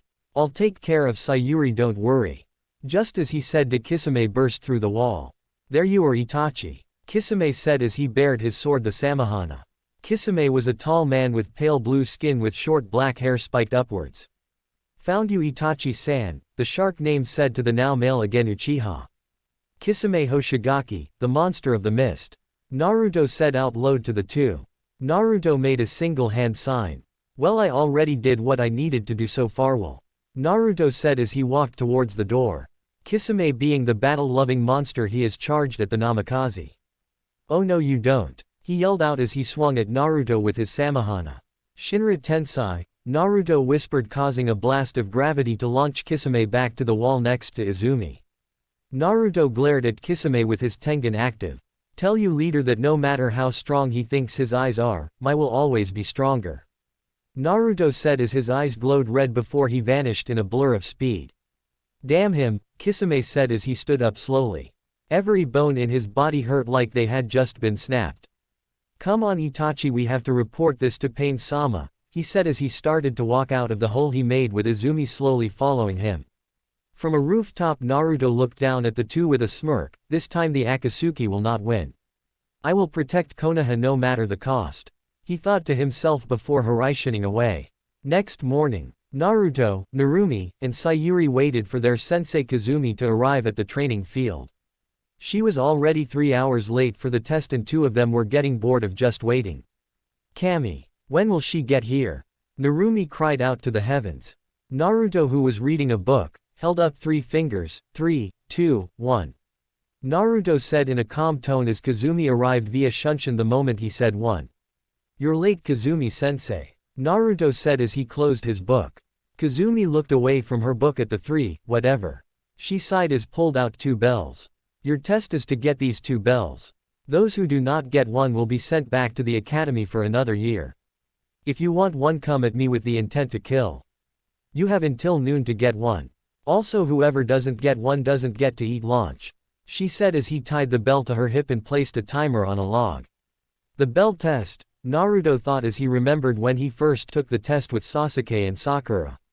Begin, she said. Narumi and Sayuri jumped away and hid from the older Jonin. Naruto just stood still in his spot. Kazumi looked up from her book at Naruto. Well, it seems like the 2 girls know the basics of stealth, but this one seems rather rash. I wonder what he can really do, she thought to herself. You know you hide. You're just a genin and I'm an elite jonin. There is no way you can beat me in a one-on-one fight, she said, dropping a hint. Naruto smirked. You shouldn't be so cocky, sensei, Naruto said as he readied 10 shuriken. Let's see you dodge this. Jinten light speed shuriken, Naruto said as he threw all of them. The 10 looked like yellow streaks through the air as they hit Kazumi before she could even move from her spot or draw a kunai. Sayuri and Narumi's eyes widened as they saw their team member seemingly kill their sensei in a single move. They were broken out of their stupor when they saw Kazumi turn into a log. The real Kazumi jumped out a tree at Naruto. She launched a kick at his skull. Naruto reacted quickly and caught the kick with his right hand and threw the silver-haired kunoichi away from him. Don't underestimate me. Jinten bullet punch, he said as he appeared in front of Kazumi in a millisecond and delivered a series of punches, blasting her back from the force behind the attack. The older kunoichi slowly stood up and faced Naruto. There is no way this is a genin. He's moving faster than Minato-sensei without his Horizon. Is this what Hokage-sama meant when he said that he wasn't normal? She thought to herself as she got into a stance. You're good, Naruto. I see what the Hokage meant when he said that you weren't normal, but from this point on all in control. You have taijutsu down, but let's see how you handle genjutsu, she said as she performed a few hand signs. The kunoichi then faded away, demonic illusion tree binding death. A tree grew around Naruto, trapping him in place. Kazumi appeared out of the tree and put a kunai to his neck. Give up, I win. Naruto closed his eyes and smiled at the older woman. You shouldn't assume things, Kazumi-sensei, even more when you are already trapped in my genjutsu, Naruto said as he burst into a flock of crows. Kazumi's eyes widened as Naruto appeared in front of her. She narrowed her eyes at him and released her genjutsu. She moved her hair out of the way of her left eye to reveal her Sharingan. She closed her one normal eye. There, now your genjutsu will not work. Sorry sensei, but I still win, Naruto said to the Jonin who just looked at him. Don't believe me? Well, I'll have to show you, he said as the sky turned red and the sun black. The grass and leaves became white and the trees gray. Welcome to the Tsukiyomi, Naruto said as he vanished in a flock of crows. Kazumi's one visible eye widened at this. What? When did he get me? She thought as chains came out of the bushes and wrapped around her arms, strumming her up as chains shot out of the ground and wrapped around her legs. Several crows gathered to form the right side of Naruto's face, torso, and arm. More crows gathered into a sword in Naruto's hand and put it to her neck. Give up. I may not be able to use this jutsu for the full length of 3 days, but 24 hours is good enough for this fight, he said to the kunoichi. The Sumiyomi. But that's a Mangekyo jutsu, which means Hokage-sama was right and he does have a variant if the Sharingan, she thought as she tried to break out of the powerful genjutsu. No matter what she tried, she couldn't break it. Damn, how could fall for a trap so easily? She sighed to herself. Fine, I surrender. The Naruto in front of her smirked as he vanished in a storm of birds. The world around her returned to normal as the Tsukiyomi dispersed. Kazumi fell to her knees panting heavily. The real Naruto walked over to the downed kunoichi and removed all the bells from her hip. "Well, we're done," he said as he shunshined away. Narumi watched wide-eyed as her male counterpart easily took down AA-ranked kunoichi with little effort on his part. Sayuri was thinking something else. Those eyes. They were just like Itachi's the day he murdered our clan. Is he an Uchiha? She thought to herself in hope that there may be another Uchiha left beside her brother. Naruto's voice rang out onto the trying ground, "Sayuri-chan. Narumi-chan. The test is over, come out," he said as he appeared on top of one of the log posts holding the two bells in his right hand. The two grills came out of the foliage into the clearing where Naruto and Kazumi were. "Catch," he said as he tossed a bell to each of them. "We either pass as a team or we fail as a team," Naruto said to the two. "So what is it, Kazumi-sensei? Pass or fail?" Kazumi smiled as she looked on. "You three ain't the first ones to pass my test. Starting next Monday we will start training and doing missions. Enjoy the rest of your weekend," she said to the three. She took out her mature novel and walked away. Naruto smirked and shunshined away from the clearing, leaving the two kunoichi best friends by themselves. Sayuri looked at her best friend. "Narumi-chan, is Naruto an Uchiha?" she asked the blonde kunoichi. Narumi shook her head. "No, he isn't an Uchiha, sorry," she answered to her friend's disappointment. "Why do you ask?" she questioned her friend. Sayuri looked down with tears building up in her eyes. His eyes reminded me of my brother Itachi's eyes when he killed my parents. They looked like the Mangekyo Sharingan my brother had," she answered her friend. Narumi looked at her friend in the eyes and brought her into a hug. "I don't really know what his eyes do, but I do know that they are called the Tengen and it's supposed to be a powerful dojutsu it allow he to do amazing things. I'm sorry I can't tell you more, but that is as much as I know about those eyes of his," she said to her friend. "I'm sure he'll tell us more as we become closer to each other." Sayuri nodded and let go of her friend. "Come on, let's go to the hot springs," Sayuri said as she put on a brave front. Narumi nodded happily and followed, neither noticing the crow watching them from a branch. The black bird flew away from the clearing after the two girls left the clearing. Hokage Tower. 9 Jonin stood in front of the elderly cage.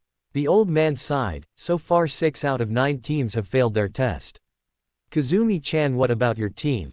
he asked her. He already knew that the team had passed, he had been spying on them through his crystal ball. Team 7 composed of Narumi Uzumaki Namikaze, Sayuri Uchiha, and Naruto Namikaze passed, she said to the shock of her fellow Jonin. "Kazumi, can you please tell us how the team passed?" Hiruzen asked the silver-haired kunoichi. Kazumi nodded. "When the test started, Sayuri and Narumi tried to hide from me. Naruto stayed to fight. I completely underestimated him. His Jinten nearly killed me once when he threw shuriken so fast that they left streaks in the air. He further surprised me with his taijutsu, and finally he trapped me in a genjutsu that I wasn't able to escape from. I also confirmed that he does have a variant of the Sharingan and is able to use the ultimate genjutsu of the Uchiha, the Tsukiyomi." She finished her explanation. The other Jonin were shocked to hear how skilled a single genin was. To trap a Jonin like Kazumi in a genjutsu and use the Tsukiyomi no less was outstanding. Very well. Kurenai-chan, how about your team?" "Passed," the red-eyed beauty answered. "Asuma-kun?" the aged kage asked his second son. "Passed as well," the bearded man said to his father as he took a drag from his cigarette. "You want me to make a second coming of the Ino Shika Cho team, don't you?" The old kage nodded. "Yes, the original worked extremely well, so a new generation would do the village good." Hiruzen answered his son's question. "Very well, it seems like all the clan heirs passed this year." "Dismissed," he said to the 9. Once the 9 had left, Hiruzen looked the leftmost corner of this office. "You can come out now, Rokudaime Dono." The wood on the wall rippled, show that there was a genjutsu. Naruto walked out of the ripple and stared at the Hokage. "Tell me, why didn't you tell Sayuri-chan that Itachi was actually a female named Izumi?" Naruto asked the kage. Hiruzen hummed as he thought of a response. "Sayuri-chan, as you know from your world, or Sasuke as he was called, was seriously traumatized by that day. So was Sayuri. How would you feel if you found out that your entire family was lying to you all your life? The old man said to Naruto, who would just continue to stare at the old cage. Naruto finally spoke after an eternity of silence. I would feel like I couldn't trust anyone anymore. He finally answered. Hiruzen nodded. See. But can you tell me how you found out about her secret? The Sandaime Hokage asked the blonde. Have you seen the space behind the Hokage monument? Naruto asked. The old man shook his head. No, I haven't. Why? Naruto chuckled nervously as he scratched the back of his head. Well, she came to me offering me a place in the Akatsuki and replace Orochimaru Tem. Hiruzen grimaced at the mention of his former student.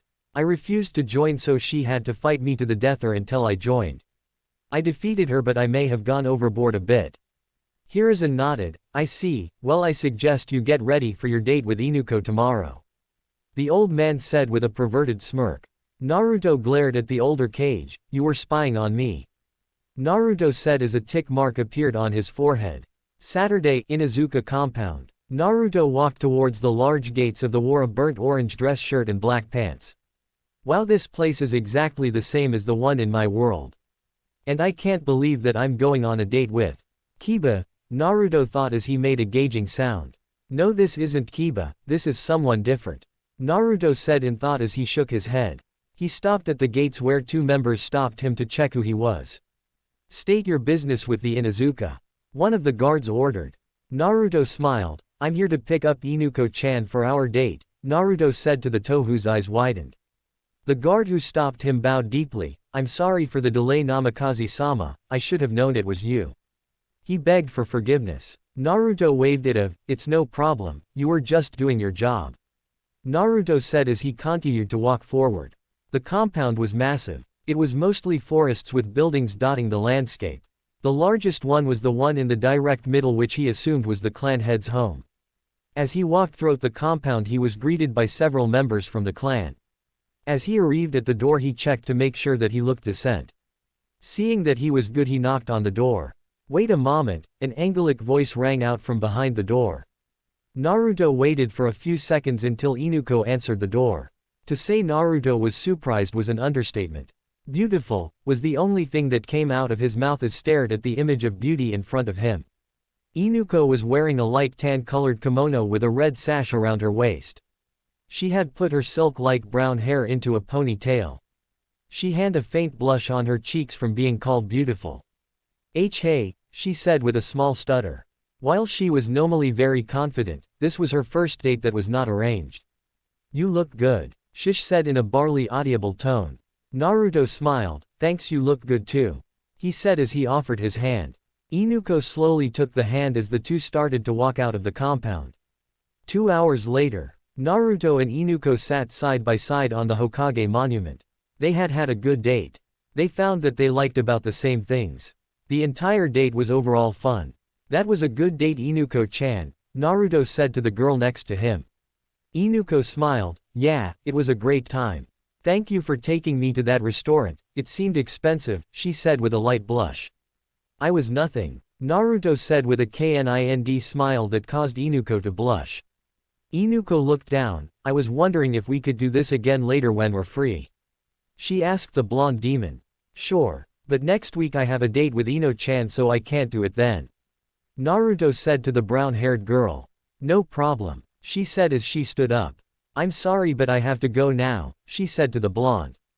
Naruto grinned. Well, see you later then. Naruto said to the girl who started to walk away before she ran back and kissed Naruto on the cheek before running away. Naruto touched his cheek where Inuko had kissed him. The date with Ino the week after was equally as good as the one with Inuko, only that she was bolder than Inuko and wasn't afraid to cuddle. Both dates left him with one thing left to do, speak with the old man about the CRA. Naruto walked into the large office. Sandaime Dono. I have something to ask you to do for me, the blonde Jubi said to the old man. And what would that be, Rokudaime Dono? I wish to instate the CRA on myself, Naruto said to the old cage, who let out a content sigh. Oh, thank Kami, you decided. Chapter 6. Hey, what's up all of you out there? I am still working through the problems my computer in having, but I will press forward.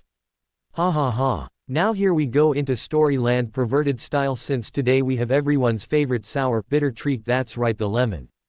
That's right, free lemons today with this chapter. Don't want one go around the barrel or turn back, since it wouldn't be the last.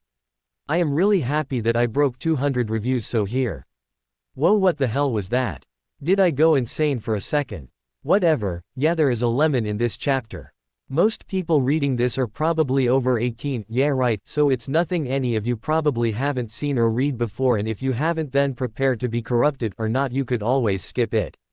It was rated M for a reason, people, and I intend to take full liberty in my writing. But I was a question, would any of you be against an OC by Hinata? People have been asking for it, so I guess I'm not the unbreakable iron wall I thought I was. Sigh. Let me know. I don't want people hating on me for something so small, so if you really dislike it, then leave a simple no or yes if you do. Please no rants about how horrible of a character Hinata is. If you truly dislike it, the idea, then PM me. Harem Fem Sasuke, Sayuri, Fem Gaara, Gaia, Narumi, Fem Kiba, Inuko, Mei, Samui, Ino, Tamari, Yugito, Yugao, Shizuka, Anko, Tsunade, Kushina, Fu, Shizune, Fem Kakashi, Kazumi, Makoto, Fem Itachi, Izumi, Tayuya, Karen, Kin, Hana, Kurenai, and Fem Haku. What do you mean? Naruto asked about the Hokage's relief. The council wanted to put you in the program by force, but you gave your consent, so there is no problem. I mean, having AS rank Hokage level shinobi attack the village would ruin us Rokudime Dono. Hiruzen said to the blonde with a slight chuckle, but he knew deep down that Naruto could wipe out the village if he wanted, so staying on his good side was a must. Stupid council could have destroyed us. Naruto narrowed his eyes at the mention of the council. They were the reason why his childhood was as bad as it was, since they were the ones to tell the village about the Kyuubi and manipulated the village against him. Why do you allow them to boss you around, Sandaime Dono? Naruto nearly growled at the man. What do you mean? I am the ruler of this village, the Sandaime stated proudly as he narrowed his sight on the blonde former Hokage. Naruto smirked. Do you really think that? Who creates the academy curriculum? Naruto asked the old man, but already knew the answer. The council, but he was cut off by Naruto asking another question. Who runs the trade in the village and the currently as well as homing system? Naruto asked the man, who was now looking at him with wide eyes as realization came to him. Naruto smiled at this. He had reawakened the true Sandaime Hokage. Hiruzen's widened eyes narrowed. They seemed to have a burning fire behind them now that was missing before. His expression turned serious as he slammed his palms on the desk as he stood up. The council, he yelled out in rage. He had finally seen the light. He had become soft, push-able, weak, but no more. The village has been in need of money since the Kyuubi attack, but it never seemed to have the funds. He saw it now, the damn civilian basters filling their pockets while the rest suffered. Anbu, get you asses in here this moment. He ordered. Two black-clad shinobi shunshined into the room in attention stance. Hi Hokage-sama, they called out. Call the bloody council to the meeting room now, and if they aren't there in 30 minutes they arrayed, he ordered in a commanding voice that was the polar opposite of the grandfatherly tone that he had been using since he was reinstated. Hi Hokage-sama, the two said before shining away to do their mission. How does it feel to be back, Sandaime Dono? Naruto asked the now reawakened Kage. It feels good to be back, Rokudime Dono. Do you wish to join me at the council meeting? The Sandaime asked the blonde, who now sported a shit-eating grin. Oh, you bet that I'm ready too. Naruto said to the Sarutobi, who stood up from his desk and walked out of the room with Naruto in tow. This is going to be fun, Naruto thought as he and the Hokage arrived at the large room that was used for meetings. The room was currently filled with the clan heads from the Hyuga, Inuzuka, Aburame, Akamaiki, Yamanaka, and Nara, and Asuma representing the Sarutobi, since his father was Hokage, on the shinobi side, while on the right while the left was filled with the 11 richest civilians in the village. In between the two groups were the three village elders Danzo, Homura Mitokado and Kaharu Udatane. The shinobi side had 4 open spots for the Uchiha, Uzumaki, Senju and Namikaze, who weren't there at the were all sitting in a large U-shaped desk. In the middle of the U was a chair with a large desk. The Hokage opened the door and walked in with Naruto right behind him. The Hokage took the seat in the middle while Naruto took the Namikaze seat. One of the civilians decided to express his thoughts. Hokage-sama, why were we called here on such short notice? The man asked the old Kage. We are here to establish something. I have recently noticed that certain members of the council have been harming the village. So I, along with Naruto Namikaze, who will from now on act as the Namikaze representative, have decided to fix that. The Sandaime said as he glared at certain members of the council. From now on, all control over the banks of the village and trade go directly to me. Also, the civilian council will have no say in the academy curriculum as of now. Our village has become weak from letting greed run the village. The civilian council will also have no voice in shinobi affairs. This caused an uproar from the civilians while the shinobi smirked at the fact that their leader was finally taking charge. Kaharu and Homura were a bit worried that they were losing power in the council back to the Hokage. Danzo actually seemed to be smirking at this. Dismissed. The Hokage ordered as he and Naruto walked out of the room. As they arrived in, Danzo was already waiting for them. Danzo-san, what do you want? Hiruzen asked the bandaged man. I have come to congratulate you on coming back to your senses. Danzo said to the Hokage. Yes, it's good to be back. Hiruzen said to the other old shinobi. Also, I know that you still run root under my back. He said, much to the surprise of Danzo. How did you know? Danzo asked him, a little shocked that he had been found out. You just told me, the Sandaime said with a victorious smirk. Danzo felt like he should bang his head on a stone wall for falling for that. But I'm not punishing you. You have the village's best interest in mind, so I understand and want you to start root officially again. The village needs protection on your root, is able to help. But on the conditions that you give a list of all current members, have them instated as Konoha shinobi, and they must take missions from me and only me. Also, no more kidnapping or brainwashing. They must be loyal to the village and the Hokage. Those are all that you must agree to. Danzo seemed to think things over. On the upside, he could better protect the village now that he didn't have to hide from the world. On the downside, he would lose his personal army. The village comes first, he decided. Very well, Sarutobi. I will agree to your terms. I will send a member later this week with the roster. Danzo said to his old rival. Danzo then left the room to go prepare his reports. The Sandaime turned to Naruto. Was he truthful? He asked the blonde. Hi, he was honest. He is on our side now. I would still keep tabs on him though. Naruto said as he too turned to leave the office. Oh, and please don't think that I would ever betray the village. I love this place even if it's not the same as mine. As long as we work for peace in this world, I will always protect the will of fire. Naruto said as he vanished out the door. 2 months later. Naruto, Narumi, Sayuri, and Kazumi were standing in front of the Hokage, Danzo, and Iruka, who were going to assign them their next mission. They had just retrieved Tora for the 10th time that week and watched in utter joy as the cat was smothered by her owner. Let's see, we have fence painting, gardening, or, the Hokage was interrupted by the cry of, Tora no, or catching the cat. No, Narumi yelled at the old man. No way, Gigi, we have been doing nothing but D-rank missions for 2 months now, 2 months. I want a C-rank mission, she said with a pout. Narumi, how could you disrespect the Hokage like that? Iruka yelled at the girl who just glared at him. Missions are ranked on difficulty, with D rank being the lowest and S rank being the highest. While I admit that your team is one of the strongest since the Sannin, you guys are still just academy graduates. Iruka stated. I believe that they are ready. Danzo said out loud as he took a sip of some tea. I know from observation that Narumi-san is at high Chunin right now and low Jonin with the Kyuubi, while Sayuri-san is at mid Chunin now without her Sharingan. I don't even want to think about what level Naruto-san is, but I have a estimation, and if I'm right, the team could accomplish a C-rank mission easily. Danzo explained to the Hokage and Iruka. The Sarutobi looked at Danzo from the corner of his eye. Are you sure, Danzo-san? The Hokage asked the root leader, who quietly nodded his response. Very well. Send him in. The Hokage called out as another old man walked through the door.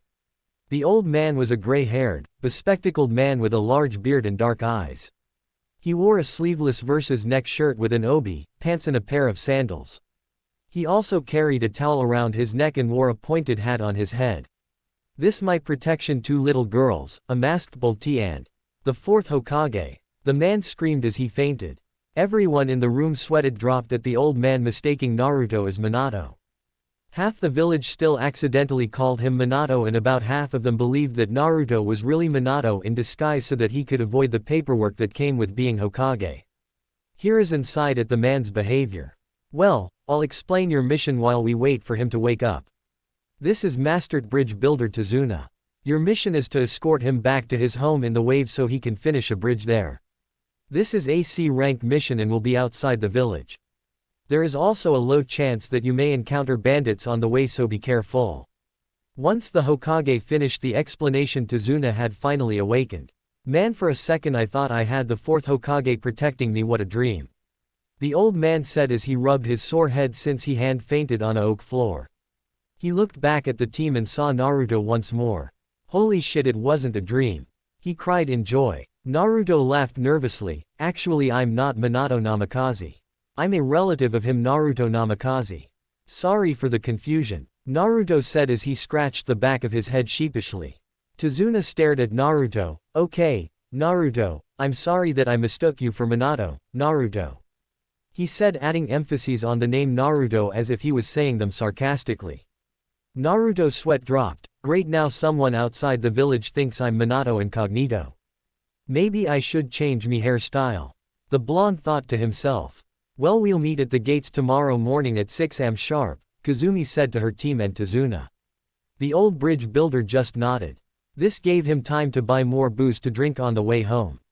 As the team was about to leave, Narumi grabbed Naruto and Sayuri's arm and flashed them to her bedroom. Naruto looked at her in shock as she and Sayuri started to strip their cloths, leaving themselves in panties and bras. Narumi wore a burnt set while Sayuri was wearing a black set. Lemon. Naru-chan, Sa-chan, what are you two doing? Naruto asked the two as they crawled onto the bed and moved over to his pants. He had gone on quite a lot of dates with the two over the last 2 months, but he didn't expect them to be so forward. Narumi smirked as she pulled of his pants. Well, over the 2 months we've decided that you would be ours. So this is to celebrate us getting our first C-rank mission. Narumi said to him as Sayuri pulled of his boxers, revealing Naruto erect 8-inch manhood. Oh, this is gonna be hot, she said as she and Sayuri started to lick his length. Naruto moaned as he felt their tongues licking what made him a man. Narumi and Sayuri stopped licking him as Narumi took his manhood into her mouth and started to give him the blowjob of the ages as she channeled chakra into her throat, causing it to vibrate. Sayuri started to suck on Naruto's balls, causing the blonde to moan louder. Wanting to feel more, Naruto grabbed Narumi's head as his demonic urges took over and started to face her as he shoved himself down her throat. Ah, Naru-chan, I think I'm coming, Naruto grunted as he came inside the blonde's mouth. Narumi greedily drank all her lover's seed as she continued to suck, trying to get more out of him. Narumi released his cock. Sayuri moved over to take her place. To their amazement, Naruto's manhood was already erect once more. Hey Narumi, give me a taste of what him, she said as the raven-haired beauty and female Namikaze started to make out in front of Naruto, who watched in amazement. After a few minutes the two separated and looked at Naruto. Like the show Naru-kun, she said to him as she crawled over to him and placed her nether region over his mouth. Now you pleasure me, she ordered. She had read all of Jiraiya's books, so she was prepared with basic knowledge of the sexual art. She lowered herself onto his face. Naruto, also having read Jiraiya's books, knew exactly what to do since the books were made more for guys than girls. Naruto gave her womanhood a long lick, causing Narumi to shudder in pleasure. Oh, Naru-kun, knew that again, she moaned as Naruto started to lick faster, now causing the blonde Jinchuriki to moan louder. Not wanting to be left out, Sayuri took Naruto's manhood and placed it in the valley between hers and started to jack him off with her mounds while sucking the head. Naruto moaned into Narumi's as he stuck his tongue inside. Narumi gasped as Naruto started to eat her out as if he were in some beast-like trance. Naru-koi, I'm cummmmmmimg. She screamed out as her juices splashed into Naruto's opened mouth. Sayuri, who was still pumping hers along Naruto's length, felt him swell as he came all over her tits and face. Sayuri used her fingers to scoop up the jizz on her face, placing the cum in her mouth. She then proceeded to lick the cum of hers with a deep blush staining her cheeks. It tastes way better licking it from my body than from Naru-chan's mouth, she moaned. But now it's time for you to taste me Naru-kun, she said as she crawled over to and replaced Narumi, who was now over Naruto's manhood. Narumi stepped off the bed to watch her lover eat out her best friend. Naruto flipped himself and Sayuri over so he was on top and she was on the bed. Naruto swiftly shoved his tongue into the female Uchiha's sacred spot while his hands moved up and groped hers. Sayuri cried out in pleasure as Naruto tweaked her nipples. The blonde demon stopped licking her interwalls and started to suck. Sayuri screamed in pleasure as she came all over Naruto's face. Both were now panting. "Hey Sa-chan, why don't you take a small break and enjoy the show?" Narumi said to the Uchiha, who weakly nodded and moved of the bed. Narumi climbed over Naruto and aligned his manhood with her vagina. "Hey Naru-kun, how does it feel knowing you are basically taking your own virginity?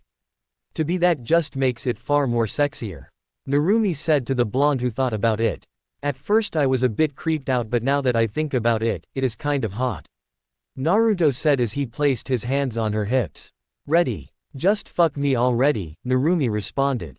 Naruto smirked as he lowered his blonde counterpart down on himself. The two moaned as they felt a sense of completeness within their mind. The Kyuubi's chakra in Narumi resonated with Naruto's own Jubi chakra, causing a massive wave of pleasure to wash over the two, almost causing them to come at that moment. Naruto was now completely sheathed within Narumi. He had gotten in without having to break her hymen, since she probably broke it while training with Jiraiya. "Whenever you're ready," Naruto said to the female Jinchuriki. "I told you to, just didn't I?" she said with what seemed to be a slight growl. It was that Naruto saw that her eyes were red and filled with demonic lust. Naruto grinned and revealed his now sharpened teeth. Narumi started to bounce up and down on top of the blonde. "Anaru koi, you feel up so good," she cried out as she felt the blonde lover. The sound of flesh meeting the two met each other halfway. "Naru-chan, you're as like Aang vice grip," Naruto grunted as he plowed into the Kyuubi Jinchuriki. On the side, Sayuri had enough of sitting around and climbed on top of Naruto's chest and started to make out with Sayuri once more while they started to grope each other. The two moaned into each other's mouth. "Anaru koi, I'm coming," Narumi moaned into Sayuri's mouth as she felt herself reaching her limit. "Naru-chan, I'm coming as well," Naruto grunted as the two came at the same time. Narumi felt Naruto's seed shoot deep inside of herself. Sayuri then came on Naruto's chest, not being able to handle Narumi's ministrations any longer. "Naru-kun, you think you still have one more load for little old me?" Sayuri said with a cute pout that could melt the heart of even the coldest man. "Yeah, I think so," Naruto said to the Uchiha, who smirked. "Good, but I don't feel like taking it in the right now." "How about?" she trailed off as he leaded forward and stuck her up in the air. She said in a sultry tone. Naruto smirked once again as he placed his manhood at the entrance to her. And slowly pushed in inch by inch. "Oh Kami," Seirui said in a trembling voice as she felt Naruto slowly defile. She turned to him with a glare. "Don't bother starting slow, just me as hard as you can," Seirui ordered the blonde. Naruto nodded and started to drive into her with recklessly. "Sa-chan, Yui's so tight," Naruto grunted. "Faster Naru-kun. Give me everything," Sayuri moaned out as she became lost in a world of sexual pleasure. "Maybe that could work," Naruto said in his head as he gained a devious smile. "Sa-chan, get ready because you wouldn't be able to sit down for weeks after this," Naruto said to the raven-haired beauty. "I don't care. Just me harder," she ordered the blonde, who started to channel chakra. "I've never seen Sayuri like this. I think she's taking out all her frustration about her brother through." Narumti thought to herself as she watched in near awe of how her friend had become in bed with her. "Kusen." Young Jinchuriki then saw the devious smile Naruto was giving Sayuri. "He wouldn't." Jinten Shadow Lessing, Naruto roared out as his hips became a blur from the speed of hymning the Uchiha. "He would." Narumi's sweat dropped as she watched Sayuri scream like she had never screamed before. "I wish I had told him to do that," she mentally sighed to herself. "Oh Kami yesss. That feels amazing Naru koi. Right there she screamed out at the top of her lungs as she experienced several orgasms within the span of 3 minutes as Naruto rearranged her insides. "Naru koi. I'm cummmmmmmmmmmmmmmmmmggg," she cried out. Sayuri fainted as her largest, hardest, and longest orgasm so far. Sayuri's eye rolled back as she fainted with a fulfilled smile. Naruto scooped her up and took her to a guest room to rest. Hey, you aren't finished, Narumi said as she hugged him from behind. I feel like another round. And with that the two went back to the master bedroom and continued their activities, while the young Uchiha rested. None of them ever noticed the small drip of blood coming out of the closet. Next day, the three genin waited for Kazumi and Tazuna to arrive so that they could head out on their mission. When Kazumi and Tazuna arrived, the silver-haired kunoichi noticed that the three seemed to have a sort of glow to themselves. I don't want to know, she thought. Little did she know that soon she too would have that glow. Finished. So if you read the lemon, it was a average-sized chapter, but if you didn't, then it was short, so the length depended on how perverted you are. And yes, Danzo will be a good guy in the story. I mean, I know I made him seem bad in my other story, but I realized that he is just a nationalist and wants to protect his home even if he was inhuman about it, so I made him Letsuva and made Sarutobi